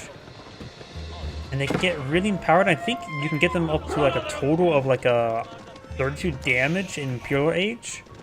They can be quite absurd. The biggest aspect is the AoE damage, which is effectively an anti-infantry tool itself. Great damage there onto those Lancers. Horseman finish off the Sipahi, which is currently just Feudal Age Sipahi, not Castle Age.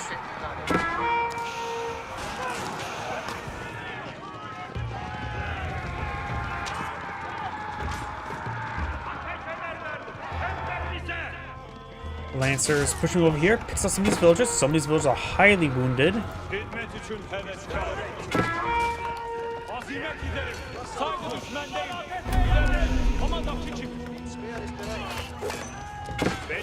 We do now, of course, have most of the main arms are fully upgraded, barring some blacksmith research.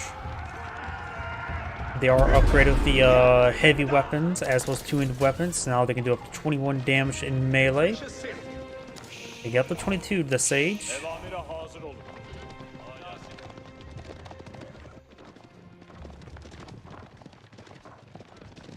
Definitely a good idea if the Autumn players start getting out more crossbowmen. They're a little bit more cost effective than the Janissaries. Not to mention that a little bit extra range does go a long way. Particularly the bolts.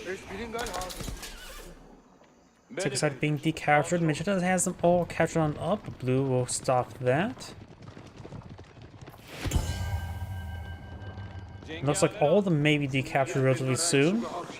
Magenta's obtained 3 relics. Blue's obtained 2.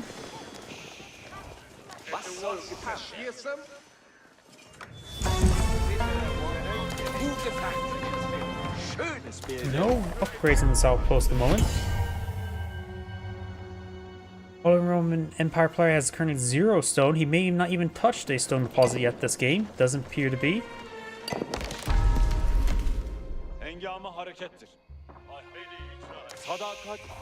Elon getting a bit of AoE healing there. Could probably get some actual healing going while the 6 site being captured.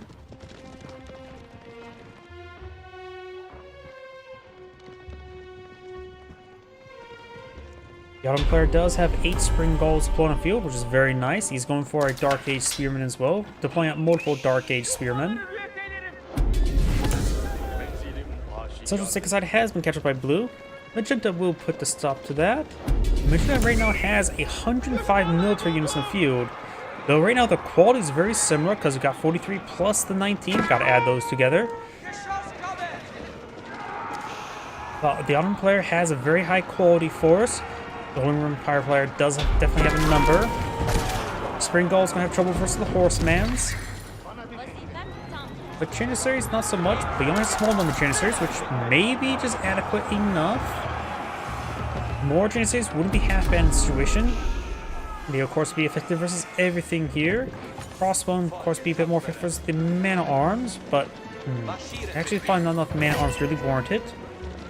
Holy Roman Empire player is going for a good number of crossbowmen because he is fighting against a good number of lancers. We've got 2 spearmans on the point field that may have been deployed out from some military academies. Nice providing a good front line there. Spearmen and Man-at-Arms trying to engage these lancers. Spring Gulls need to start focusing on the various front line units, getting some of the back line while at it.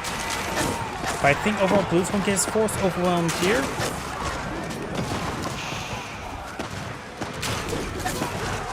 Magenta is being ripped apart there. I think Magenta had a bit of a better counter force to Blue's army. Though Spring Gull's still doing some good work there. And Magenta doesn't really have much of an army to end with. Blue has no army to really speak of either. More lances being deployed on the field. Got a fortified outpost. Garrison with Spring Gull emplacement. Blue's army's now down to 1-2. And the Hidden Imperial army trying to go for another Spring Gull. He may need to find a better rally point. And right now, Magenta only has mostly crossbowmen here. Oh, got a round of Janissaries. Was that from the Janissary company? Yeah, he went for emergency Janissaries. I generally don't like seeing this Vizier point, but I understand this point in time he needed them. The last Vizier point's probably going to go for the military academies to improve their production rate.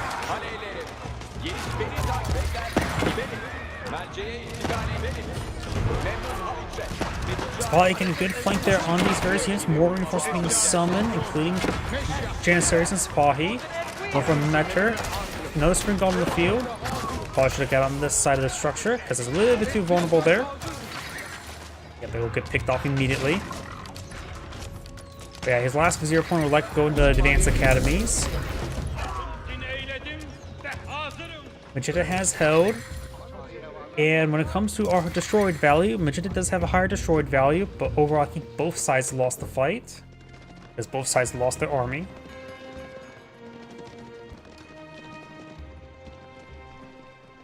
And the Sacred Side is trying to be reverted back to Magenta's control, which gave them the Sacred Side victory in its favor. There are too many idle villagers here. Some of those villagers do escape out into the outpost there.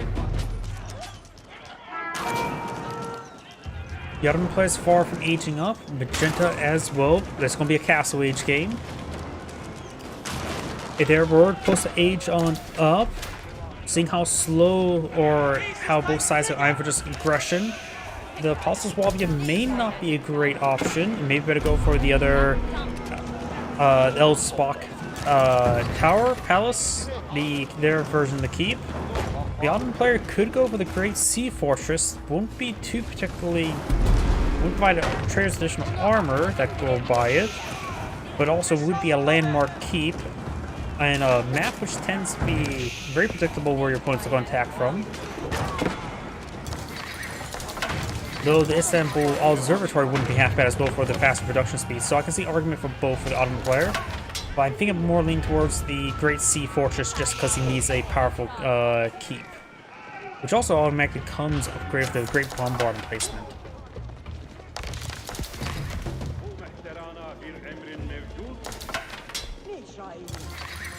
Empire player is just going for Spearman, Horseman, Crossbone, and going for some man-at-arms to be mixed on in. Ottoman player is going for, of course, going for Spring Golds. Pretty much just Sipahi at the moment. Against all the Spearmen, it's probably not great. Against the Horsemen, they will roll to be equal. Against Crossmen, they will be good against Crossbone, but Crossbone, of course, is so decent for Horsemen with the high base damage. And man-at-arms just beat the Sipahi. So I don't know if Sipahi is the best choice right now.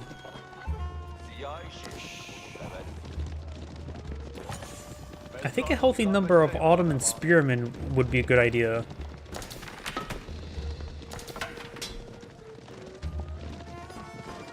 And a small core Janissaries to support them at least, help deal with the lower armor Spearmen as well as the Horsemen.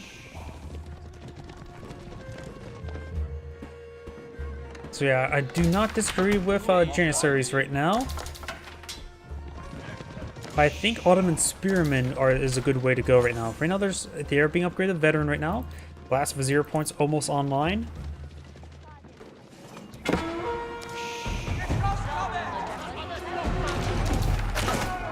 The Sipahi doing a good job in gaining the Horsemen. The Horsemen are faster. House of Suave is being deployed by the Holy Roman Empire player, trying to fabricate some villagers. And Blue did lose some villagers down here. Horsemen push way forward. Nothing to stop these horsemen from engaging the villagers. Sipahi engaging these horsemen. Got a Janissary engaging, supported by a Metter for attack speed. More of these Janissaries and Spearmen trying to rotate around. Villagers have repaired up that mining camp real good. And these horsemen will be warded away.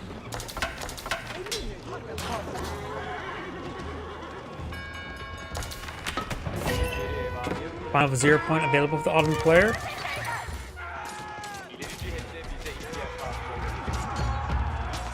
And as I expected, Advanced Academy.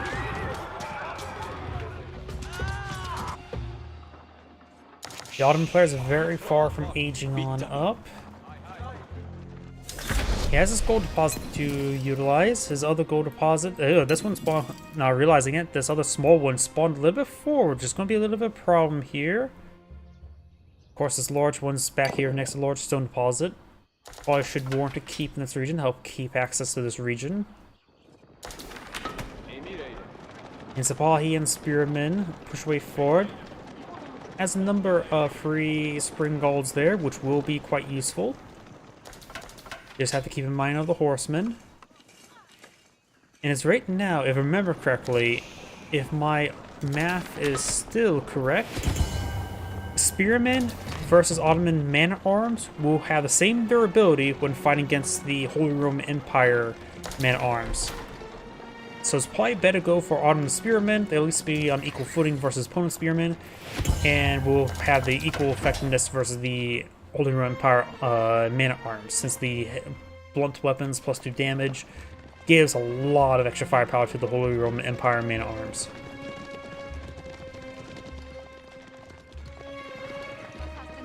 Janissary is probably a good mixed force, helping engage the Horsemen and the Spearmen.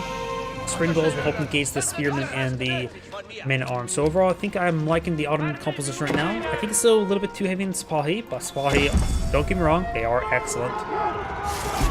And does get a nice Spear Brace there. Takes out one of the Horsemans.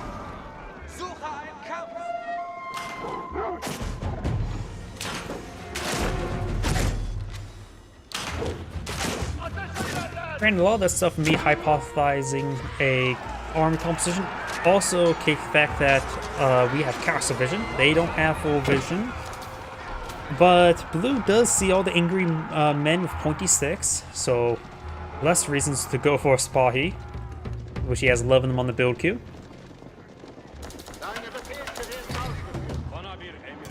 And probably the Ottoman player needs to start aging up, because the Holy Roman Empire player just needs to hold off a little bit, get his elite upgrades, get his university upgrades going, and be in great position. We have not seen a single Black Rider yet. This is one reason why I haven't seen too many Black Riders, or any at all. Because even if they do have access to them, they don't necessarily deploy them out. Are they a light cavalry or heavy range cavalry? Oh, they must be built at keeps entirely. Oh, they're right there. Archer range. There are indeed, in fact, a heavy range cavalry.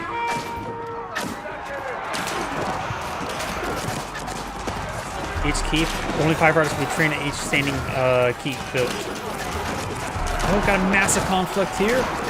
Springalds gains good damage there on those spearmen in front line. He has circled his Springalds, but he's starting to get overran from the back lines. But the horsemen will be cleaned up. Only one Springalds do go down. Reinforcing spearmen there. His spot, he does find angle to engage some of the crossbowmen, which aren't really countering much. They're fighting backline fire support. Springalds are being picked off by the crossbowmen. They're just starting to fall back there, taking some damage. Man-at-Arms slowly being picked off there. Blue has held. Blue has high, or Magenta. Yeah, blue has held. Blue also has higher destroyed value. Magetta's in retreat. 27 versus 57 military units there. Going for hand cannoneers. Going for elite army tactics. So the Ottoman player was able to get a good counterforce going. He is down 8, so he's down technology. But his counterforce was superior and good. And overall, just good to play. Good enough Sipahi on the field.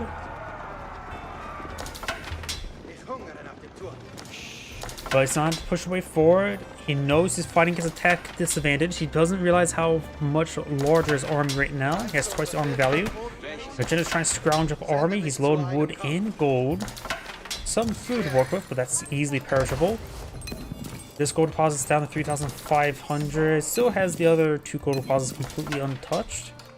Blue's now obtaining some resources over here. Probably should eye for keeping this region as soon as he can.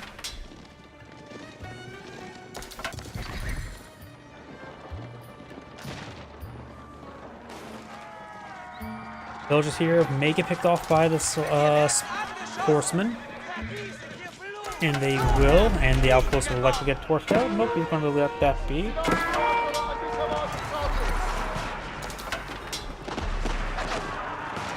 Spearmen push way forward. Springalds firing away. There's not too many in the field. And blue spiking sandwiched a little bit there by the spearmen and the horsemen. And I give the horsemen offer similar damage and similar health in the Sipahi, being age difference, which means the horsemen are just being much more cost effective. But the Sipahi are in very, very good numbers. Spearmen push 4, got some hand cannoneers in the back line. And Magenta and Blue's force are similar numbers right now, but Magenta has to take time for reinforcement push forward.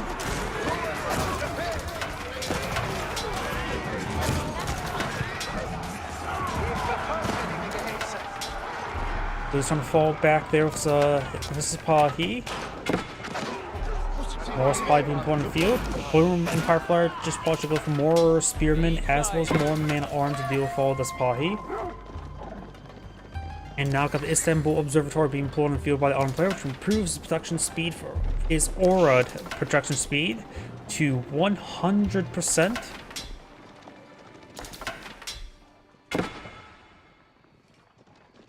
And Blue's trying to creep his way forward with a keep. Or backwards with a keep, not forward.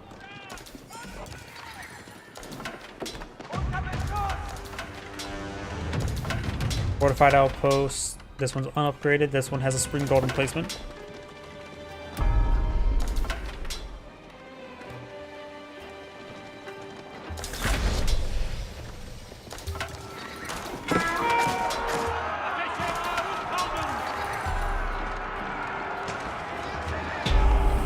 Spotty pushing the way forward. Spearman as well. And Cannoneers firing away. More reinforcing Spearman advancing way forward. It keeps almost built, which will provide some fire support. 15 villagers inside the keep. Imam here gives good AoE healing, but looks like Blue's army is getting a little bit overran. Blue hasn't too many military forces in the field. He has some resources to work with. And going for a great bombarding placement. Not too many additional defensive arrows there. Springald does get picked on off. And Cannoneers being slowly picked off by the keep. Very nice. We're just trying to make his way up north. There's a good number of military academies. Taking those out. They're not cheap. They're not too terribly expensive, but they're not entirely cheap either. All 6 sites captured by Magenta. Getting a lot of extra gold income there. With the Spearman, of course, pushing way forward. Got the outpost here and town center. By the way, some village got some Spearmen here and some Janissaries engaging. More Spotty charging way forward. So far, the Almond player has not gotten any elite research. He's going for Orgulquins from a siege workshop and from the Mid Imperial Armory. A nice unit, but I don't know if they're going to be too particularly useful right now. The Springballs may be a little better since the fast production speed from the Mid Imperial Armory.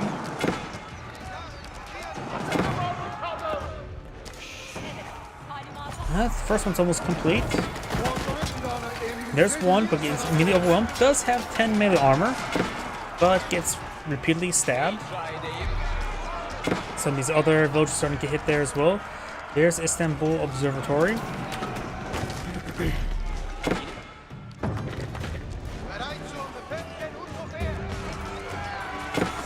And Blue does go ahead and resign. This Angrade saying, "Thank you for watching," and on to the next replay. Probably have time for one more replay tonight. Let's hope we find a good one. Let's see, next player. Trying to alt-tab the window. Next player on the leaderboards.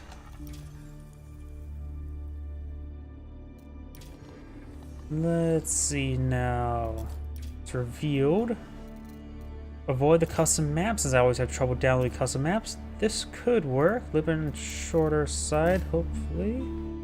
That will work. 43 minutes. Let's see if there's any better. Let me know what you guys want to see. French or Holy Roman Empire? Haven't done French today, so I'll probably lean towards the French. More French than Chinese, but it's a little bit shorter. A lot of decent replays here. Malians. Done Malians today, so I'm still leaning towards the French.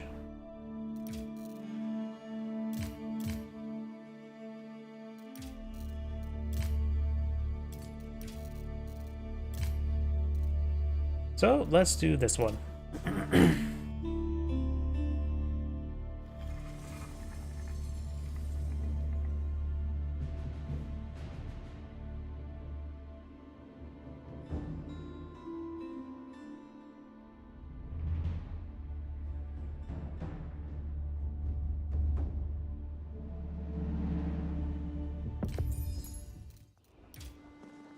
Greetings everyone, Angrade here for another Age of Empires 4 replay. Spawn on top left side as Magenta French, we got Liquid Demu. Spawn on top bottom right side as the Blue House of Lancaster, we got APM 28. Let's see now, when it comes to map generation, this map has a unique mechanic of these tiny gold deposits providing 1,600 gold each. Nothing too significant, but does offer a good amount of food along the flanks. In fact, there's a large deer deposit here filled with 10, while next to two smaller ones filled with 3. So there's 16 delicious venison there and 1 delicious boar. And of course another deposit of 10 deer here and another Pumbaa. Let's come to gold. Looks like Magenta has this one small gold deposit here. And another small one here. There is a trading post there. So While going for Chamber of Commerce is not a great idea since you have to build out a market in the corner. Probably going to see the School of Cavalry, like normal. House of Lancaster, we usually has by default, we usually see the Castle Lancaster, which we do. So, no, what's it called? Lords of Lancaster, because no way deploys out the, whatchamacallit? Palace of Kings. Blue does find a good number of sheeple there. I don't think I've ever cast a single game where there's a Lord of Lancaster on the field. I have no idea what their capabilities are.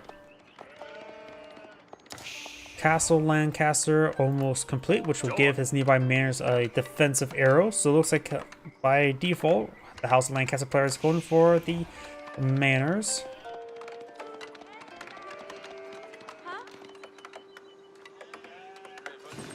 Let's switch over to him, so have to keep an eye on the manor count. Though this up here is mostly correct, but only counts completed ones. Both players aged up nearly exactly the same time. School of Cavalry course available.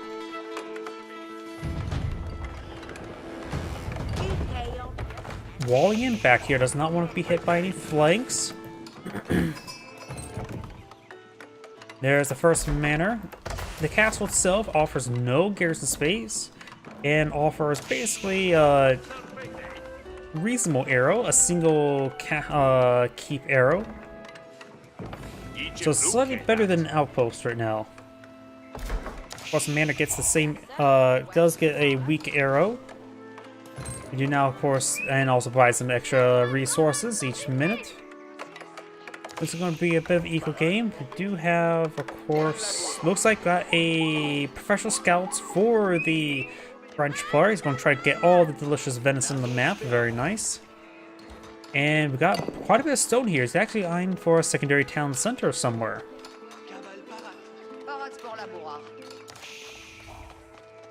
When's the last time I actually casted a game with somebody actually getting an expansion town center? It's actually been a while.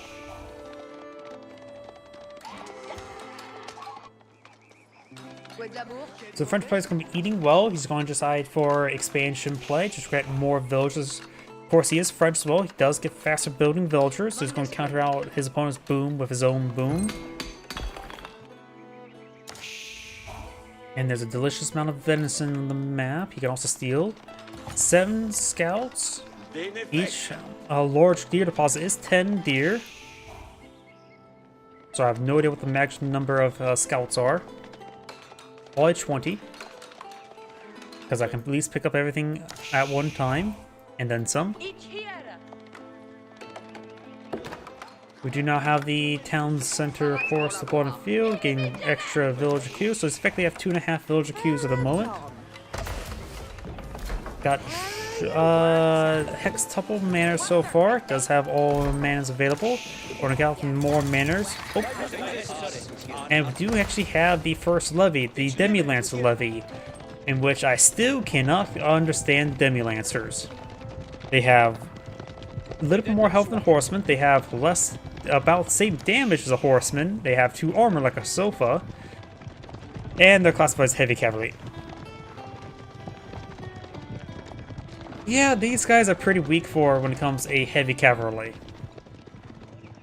I think as a Ottoman Sipahi is actually superior.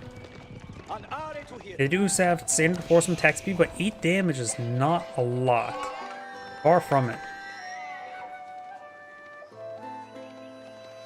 Guildhall not going on up for the French. And Magenta will spot the Demi-Lancers. So he needs to get out some Royal Knights. Royal Knights will be more than adequate to deal with Demi-Lancers. Scouts drops the venison and runs. Demi-Lancers do have standard heavy cav movement speed. That Scout got impaled a lot and not dead because these are Demi-Lancers, whose charge attack is weaker than even a Keshik charge attack, or basic attack. We also have now the White Tower being employed in the field for blue. In the center map, trying to seize this gold deposit. which offers nothing special other than some free Earl's Guards. The unique heavy infantry for the House of Lancaster, which have ability to throw knives, so they are Call of Duty aspirants.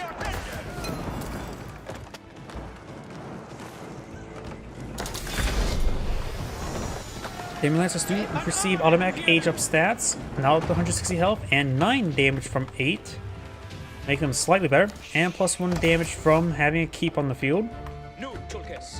At least they are instantly better, still not particularly great. Good haul is almost complete, and we'll need to get the Veteran Royal Knight as soon as he can. Got now the Spearman, Hardened Spearman upgrade now on the way for the House of Lancaster, which is something the English cannot research. Because the English don't get regular Spearman. They start off Vanguard Man arms instead. We do of course have the Royal Knights advancing. Veteran Royal Knight on the way. Does take a bit of damage there. Royal Knights starting to engage. I think 5 Royal Knights, unupgraded Royal Knights can beat 8 veteran Demi-Lancers. I have no faith in Demi-Lancers, if you can't tell. Of course, his next levy is, of course, available, which will give him levy 8 yeomen and 1 additional yeoman for each manor, so he has 6 in the field, so that'll be 14 yeomen. A slightly faster archer with +1 range. What's a +1 damage? I always forget. They also do move at intermediary faster speed, faster than spearmen, slower than Musfati warriors, and Palace Guard. Excuse me, Palace Guard. Do now have a keeping established by the French, which of course allow them access to get the cost reduction aura. Keep influence, whatever the I can't say that word. Wow, I can't say that word for some odd reason. Do now have the Royal Knights take out the scout there. Enlistment incentives. There we go. Of course, that is Imperial research. I sort of just associate this with the entire keep influence.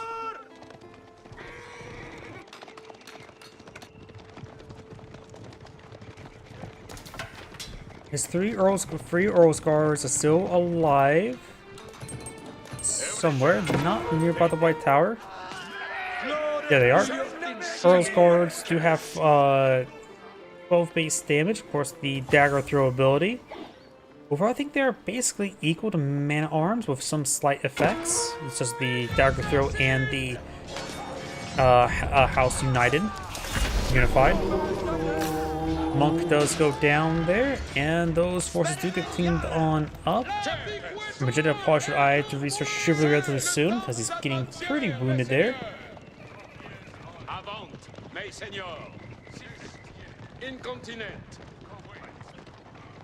Another exotic doggo getting some bites there.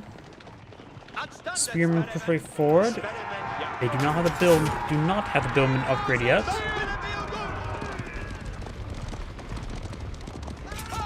Does knife throw that one Royal Knight? And now with the Warden Guard Palace being pulled on the field.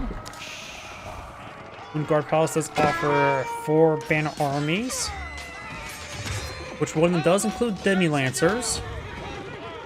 And I think it also mixes in other knights as well. I know the Warden Guard army is a very, very good banner army. It's effectively you get 2 spearmen, 2 crossbowmen, and you get a free trebuchet to go along with it, or you pay for a trebuchet and get 2 spearmen, 2 crossbowmen. And the Red Palace has now been established there, and it could rip apart the White Tower. Remember as well, the Red Palace does do 6 damage, which means it will do 10 damage per bolt against the White Tower. Look at that, it's ripping it apart.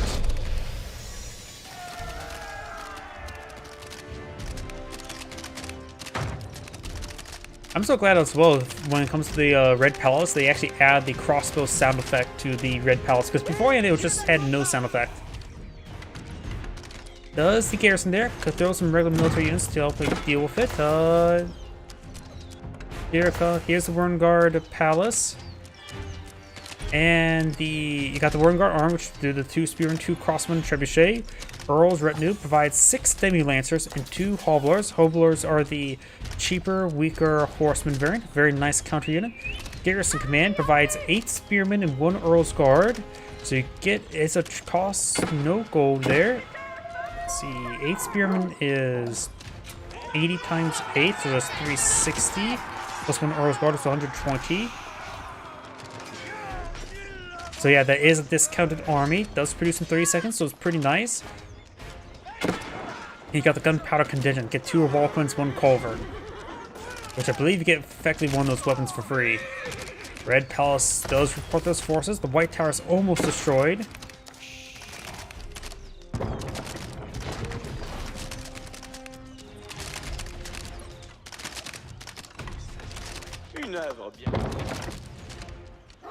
Villagers being pursued by the wolf. No Billman upgrade just yet. He's going for the Elite Spearman. Probably should go for the Billman upgrade. It's a pretty nice upgrade. It gives you armor stripping, allowing your Spearmen be a bit more effective against heavy infantry and other heavy units. Trying to salvage a keep up here. The local doggo once won the sticks that the Spearman's carrying. Throw the stick and be perfectly fine. This gold deposit is the last one. 1600, it's not a whole lot.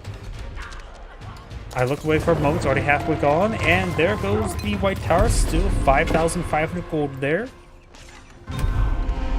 Keeping all the point of field, and just garrison inside.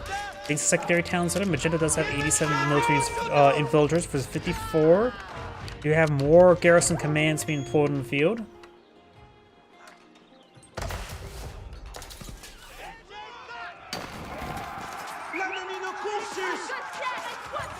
This costs 450 resources. The garrison command does provide, what was it again? 8 times 8, that's 48, so 4,800 plus 120. So that's 600, you get 600 resources a unit for 450, so you get it for a 25% discount, which is pretty nice.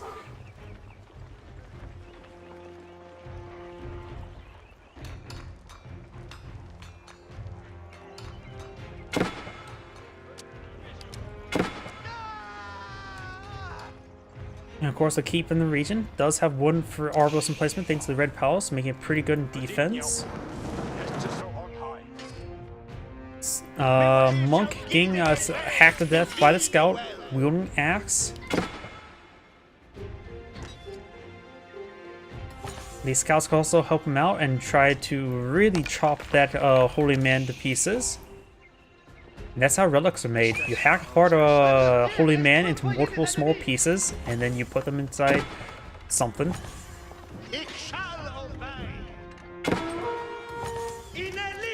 And that will probably provide the relics for the next game for the 2 players that are going to play on it. Now the villagers do get inside the keep there. The spearmen will be ripped apart. Got the Billman upgrade there. Of course, now a keep and the Red Palace here. There's quite a bit of influence here. Paul should go for enlistment incentives before he starts building his army, because right now he has 3 military units on the field. He's going for a good number of horsemen. Probably could have gone for this earlier. He has enough resources for it, so probably should go for at least right now. And don't think horsemen are a good option versus House of Lancaster, because House of Lancaster has the Billmen. They are going to be pulling out a good number of spearmen. And especially when we know his opponent has been going for a good number of the garrison commands, so he's going to have a good number of spearmen. He has gone for 1 set of Earl's Retinue. Here's the Hoblar, if you're ever curious about it. Currently just a feudal age variant. It is a weaker but cheaper horseman.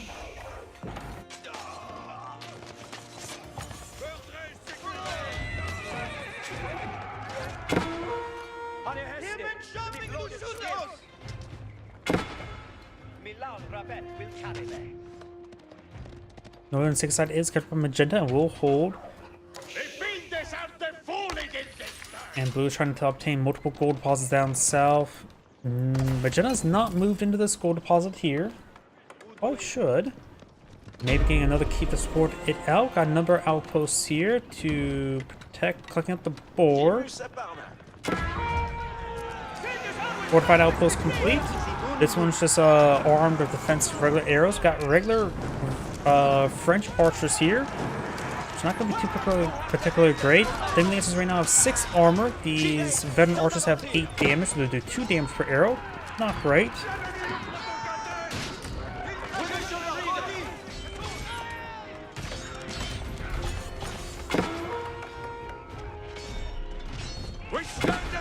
No Royal Bloodlines just yet. And you can see the armor ripping effect there. Huh. Oh wait, there was +1. Never mind.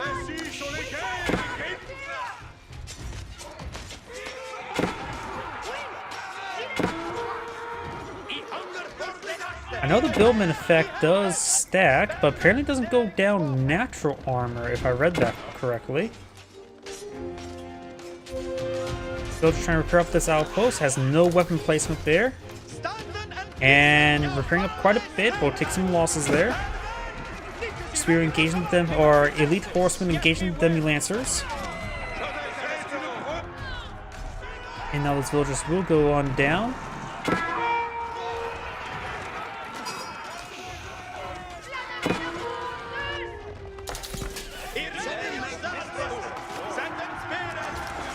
We got a secondary town center now pulled up with the House of Lancaster. He has all 9 manors in the field. I'm assuming he has the gold income as well. Yep. So currently right now providing 40, 45, 60. And does scare the local deer population.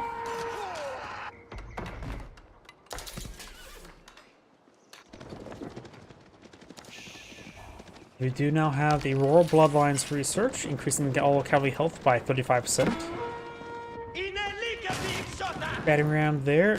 Battering ram does have 95% range resist, so it will take a bit of a beating. Soldiers here can, of course, push forward and torch it. Horsemen engaging these spearmen, the billmen.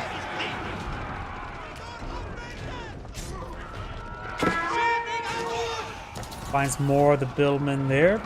Got the final level wood collection for the House of Lancaster. House of Lancaster also has a pretty good stockpile of gold at the moment. Going for some more Earl's retinues. And these get perhaps getting 4 keeps in the field in total. And I'll get the +4 damage.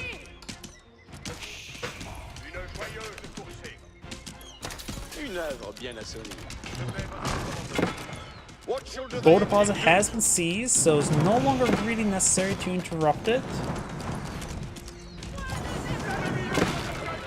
It did not need a repair, that is a waste of resources. Demi-Lancers engaging the horsemen. Archers in the back line here, taking on the billmen. Archers are definitely a good call versus the billmen. Spring balls could be a good alternative. I wonder what the guild hall looks like right now for the French players. So after this engagement, let's take a look at the guild hall.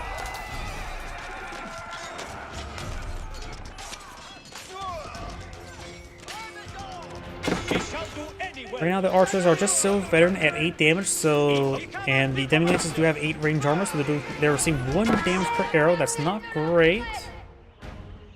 Villagers idle up here. And down over here, got the horsemen engaging the barracks. There's another Earl's retinue.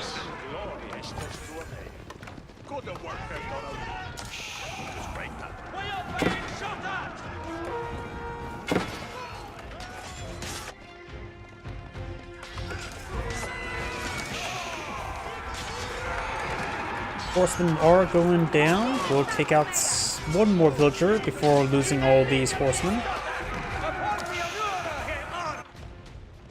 And it looks like Magenta is now going to try to seize the central gold point. We do have a good number of horsemen still being built by the French player. See, the guild hall is currently cleaning up gold, has a massive stockpile of 5,000 gold. Okay. Magenta is playing an extremely long game, to say the least. He's just going pulling out trash units, trying to make do what he can, store up as much resources as possible at the guild hall, and probably try to float off for the rest of the game on the guild hall withdrawal.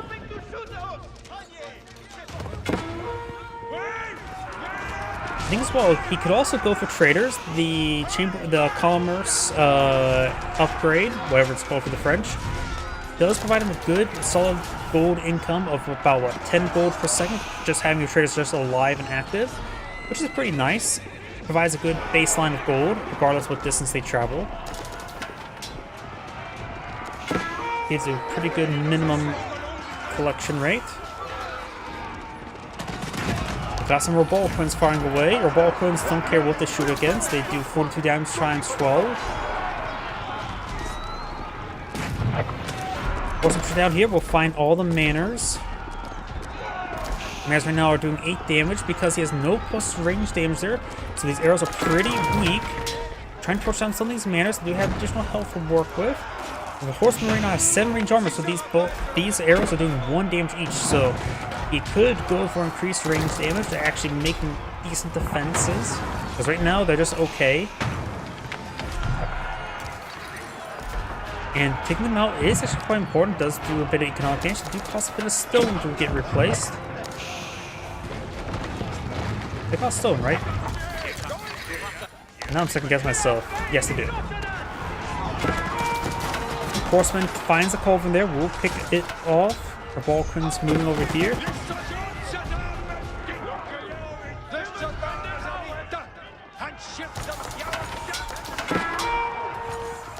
Now I've got a veteran Coldwater research. Going for the Elite Royal Knight. Looks like Magenta's has withdrawn from the Guild Hall now. Horseman backing on off. Forces the Red Pals there. You can always just garrison regular units inside to improve its DPS. You don't have to use villagers. And let's be frank, the Red Palace DPS is high enough where it out-damages almost everything he can deploy. It's probably best just to garrison it. Currently still putting gold. Yeah, right now, don't chase the units, just garrison the Red Palace. It will actually do more work. Picks up those Damien Lances there. We've got more Spearmen being employed on the field, and he's going for more garrison commands. Does have elite army tactics. Huh, looks like the Billmen also get up to 6 armor.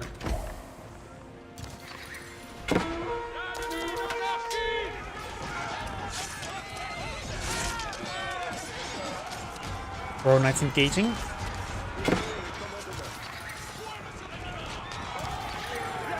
Also engaging over here, gains a good damage on these units. He right now has only 81 villagers. He can have a smaller force. He's also going for more Trask force, so having a small number of villagers will make sense. He has also the manners for income as well. He has a nice mix of resources, but no massive stockpiles other than a bit of gold. Magenta right now has a pretty good stockpile of all resources, so good in the long game. Magenta should win out. The Royal Knights are incredibly high quality, except for Royal Bloodlines. We've got a massive number of Balquins. I'm not sure how effective this will be. I never seen these guys amazing, just okay to good. Moving to new standard. I think their range is a little bit too short. They do have 10 melee armor, which help them protect them from themselves against spearmen, as well as somewhat against men at arms. But I always feel like they're just okay. Oh, that's quite a bit of damage there onto that. Got ripped apart there. They have very little range resist. So the Red Palace's Arbalest placement does some good work there. No Boiling Oil research, nor has he gotten list incentives. Probably should have done that a long time ago. Red Palace getting nailed here, trying to get mass credit by the villagers. King Kenny is trying to push way forward.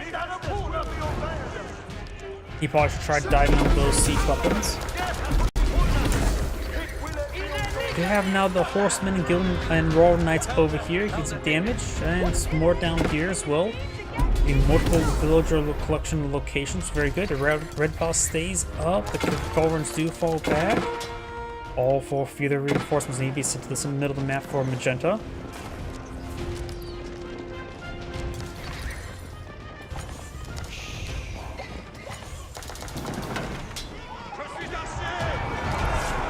Nice spear brace there by the spearmen.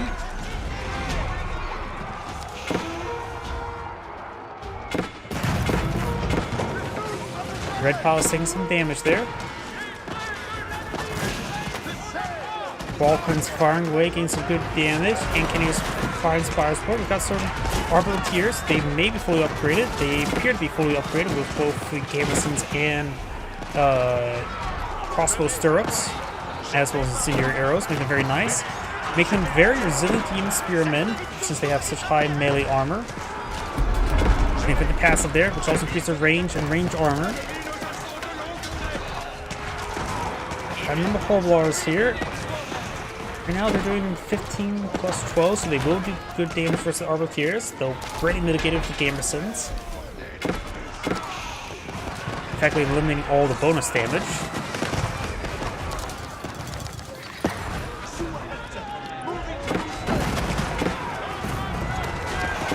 Spearmen push way forward, Billman. More Horblars push way forward. He's just trying to go for mass Billman. He has 66 villagers in the field, so he's definitely called off good numbers of villagers. He's pretty low on food and gold. It's not looking good for Blue at the moment. The Balkan's firing away.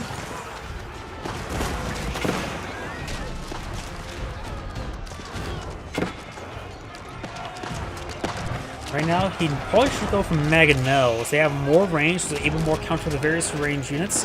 Like I said, the Balkans just don't feel like they are adequate. I think their range is too short for them to be decent.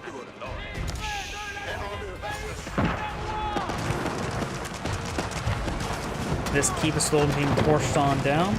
Magenta just cleaned up the last gold deposit. Looks like all the golden map has been seized. No, there's a little bit there. Keyboard little. There's also a little here. Keyboard even less. And abysmal. Magenta pushing forward has only 68 units versus 55. But Blue still has 70 spirit population. Magenta has more than double its army value on the field as well. Magenta feels like Spire really starts steamrolling. Granted, Blue's villager count was also greatly reduced because Blue did a good job of raiding it. Oh, I should also mention that. He does have currently his, I see 8 manors there.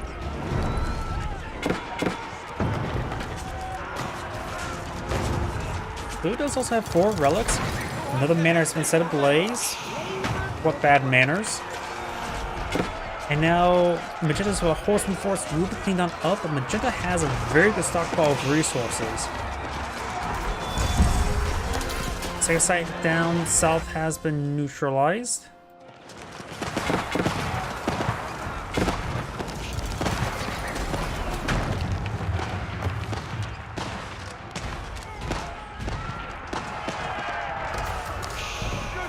More manors trying to be established.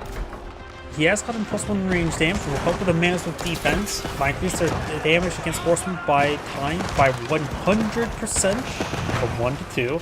It's still not very good. And so because we haven't seen any yeomen, people have been utilizing quite a bit of yeomen whenever I see House of Lancaster, but not this case. They've been mostly going for Billmen and Horblars, going for trash units. Putting all this gold in the Revolkins, which has not been effective, cost effective enough.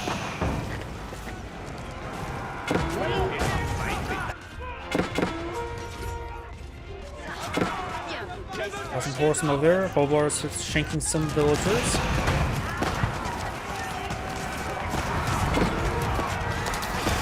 And there's a warlord there. Gets picked off there. Very good focus fire. Can be somewhat difficult to fire it, but he must have rotated his camera and target him.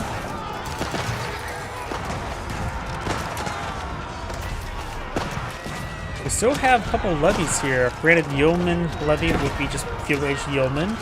Maybe extract militia protocol.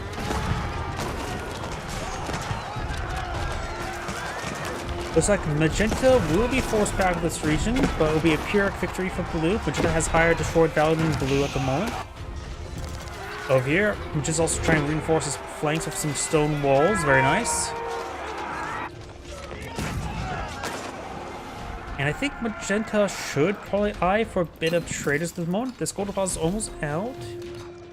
Though he may be just trying to coast on the back of the guild hall. Yeah, he's been doing some really good guild hall gold management. So momentum of the gold on the field. Maybe he doesn't need traders. Probably a good idea to still supplement a handful in. Maybe at least just 20.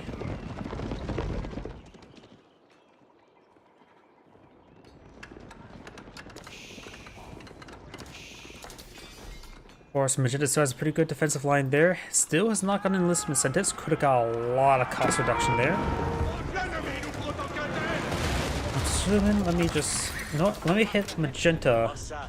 Yep, I switched players and to Magenta properly and still does not have the research. Sometimes there's some replay bugs when it comes to that sort of thing, but in this case, it is true. Horseman charging way forward, still relying on a good number of horsemen. He has a very good, nice number of 69.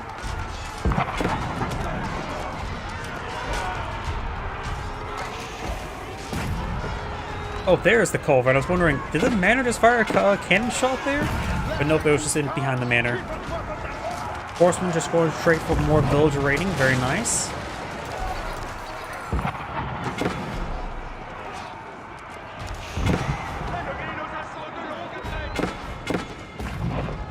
Blue's army's not chasing down the horseman. That's a big mistake.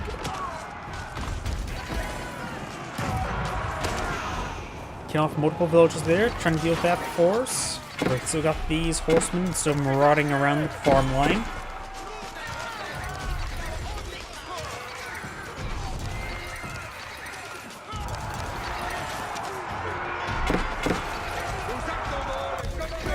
Just pushing forward over here.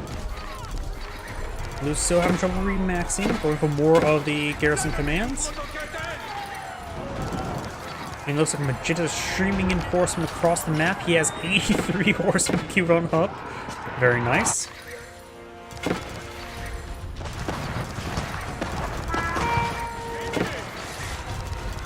Spearman gets a good hit there.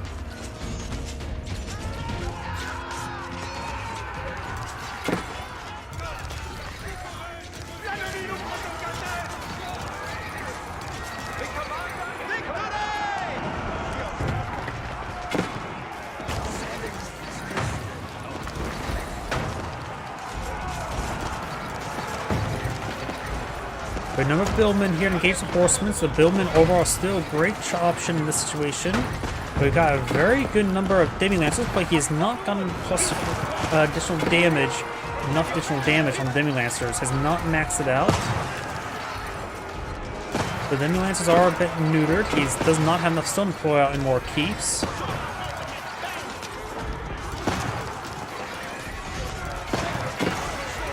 Demi-lancer spearmen push way forward. And cannoneers are still in a great position there. No, oh, they do have 13 gunpowder.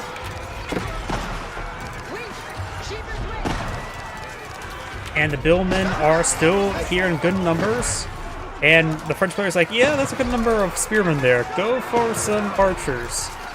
Or Spring Gull is always a good option, but I think they're just a little bit too far away, and plus he gets cost reduction discount with the spearmen. And cannon is still a good option, but they cost gold. And I think he's being a little bit stingy on gold. He still has a very good stockpile of wood, so I think he's just trying to use all this wood before it gets any use any of his gold.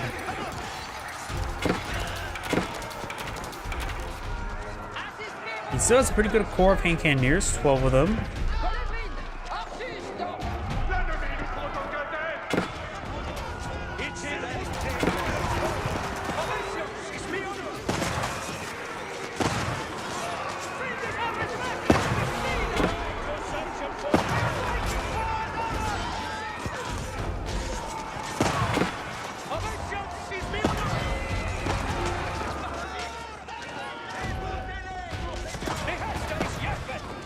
Archers and hand cannoneers moving forward. Another round on horse behind him. He's actually not remaxed in the moment. There's a bit lapse there. He is going for Chamber of Commerce, or not Chamber of Commerce, Merchant Guild's research, which will give him 6 gold.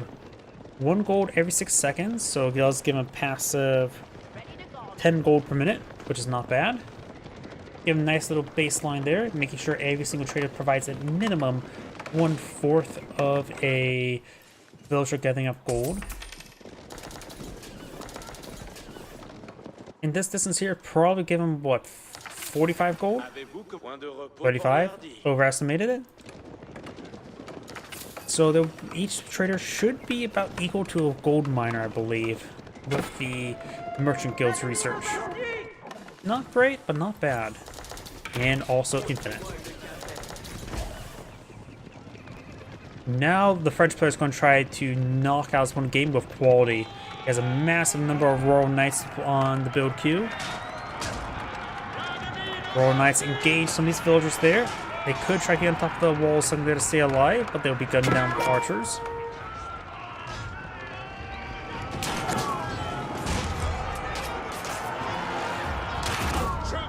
Do we actually see chivalry research just yet? I don't see the icon there. Nope, he hasn't researched. Does chivalry not have an icon there? I can't remember.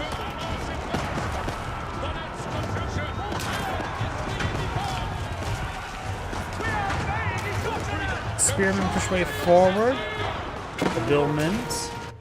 We have now these Demi Lancers and Hovelords trying to engage these villagers, but they're fighting this. A keeper has Arbalest in placement. Archer is firing away in a good position there. Horsemen and Royal Knights push way forward. Billmen are running away from everything there. Got a good number of hand cannons providing some good fire support. And Blue's right now down to 55 villagers. That's not too many remaining.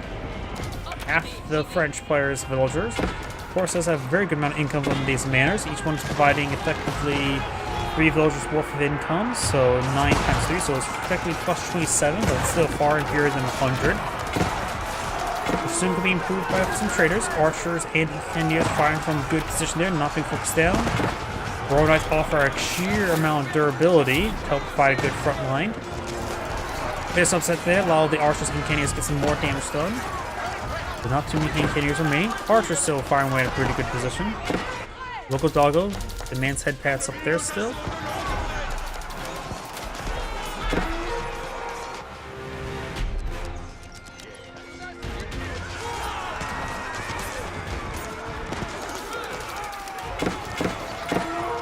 And looks like the Spearman will be cleaned up, but so does Magenta.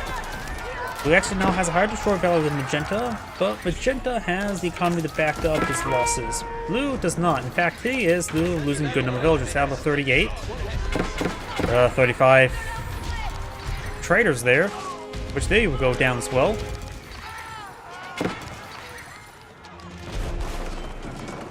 Yeah, but I think Blue's by getting should probably just tap out of the game now.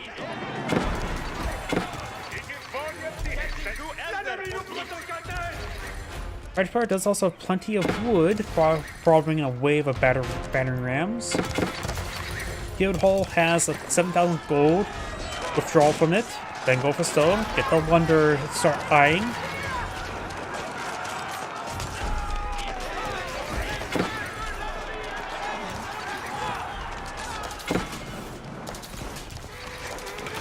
At this point in time, I don't think there's much more I can say. Blue just lost the game.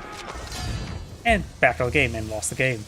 This is Angrade saying, thank you for watching, and on to the next replay.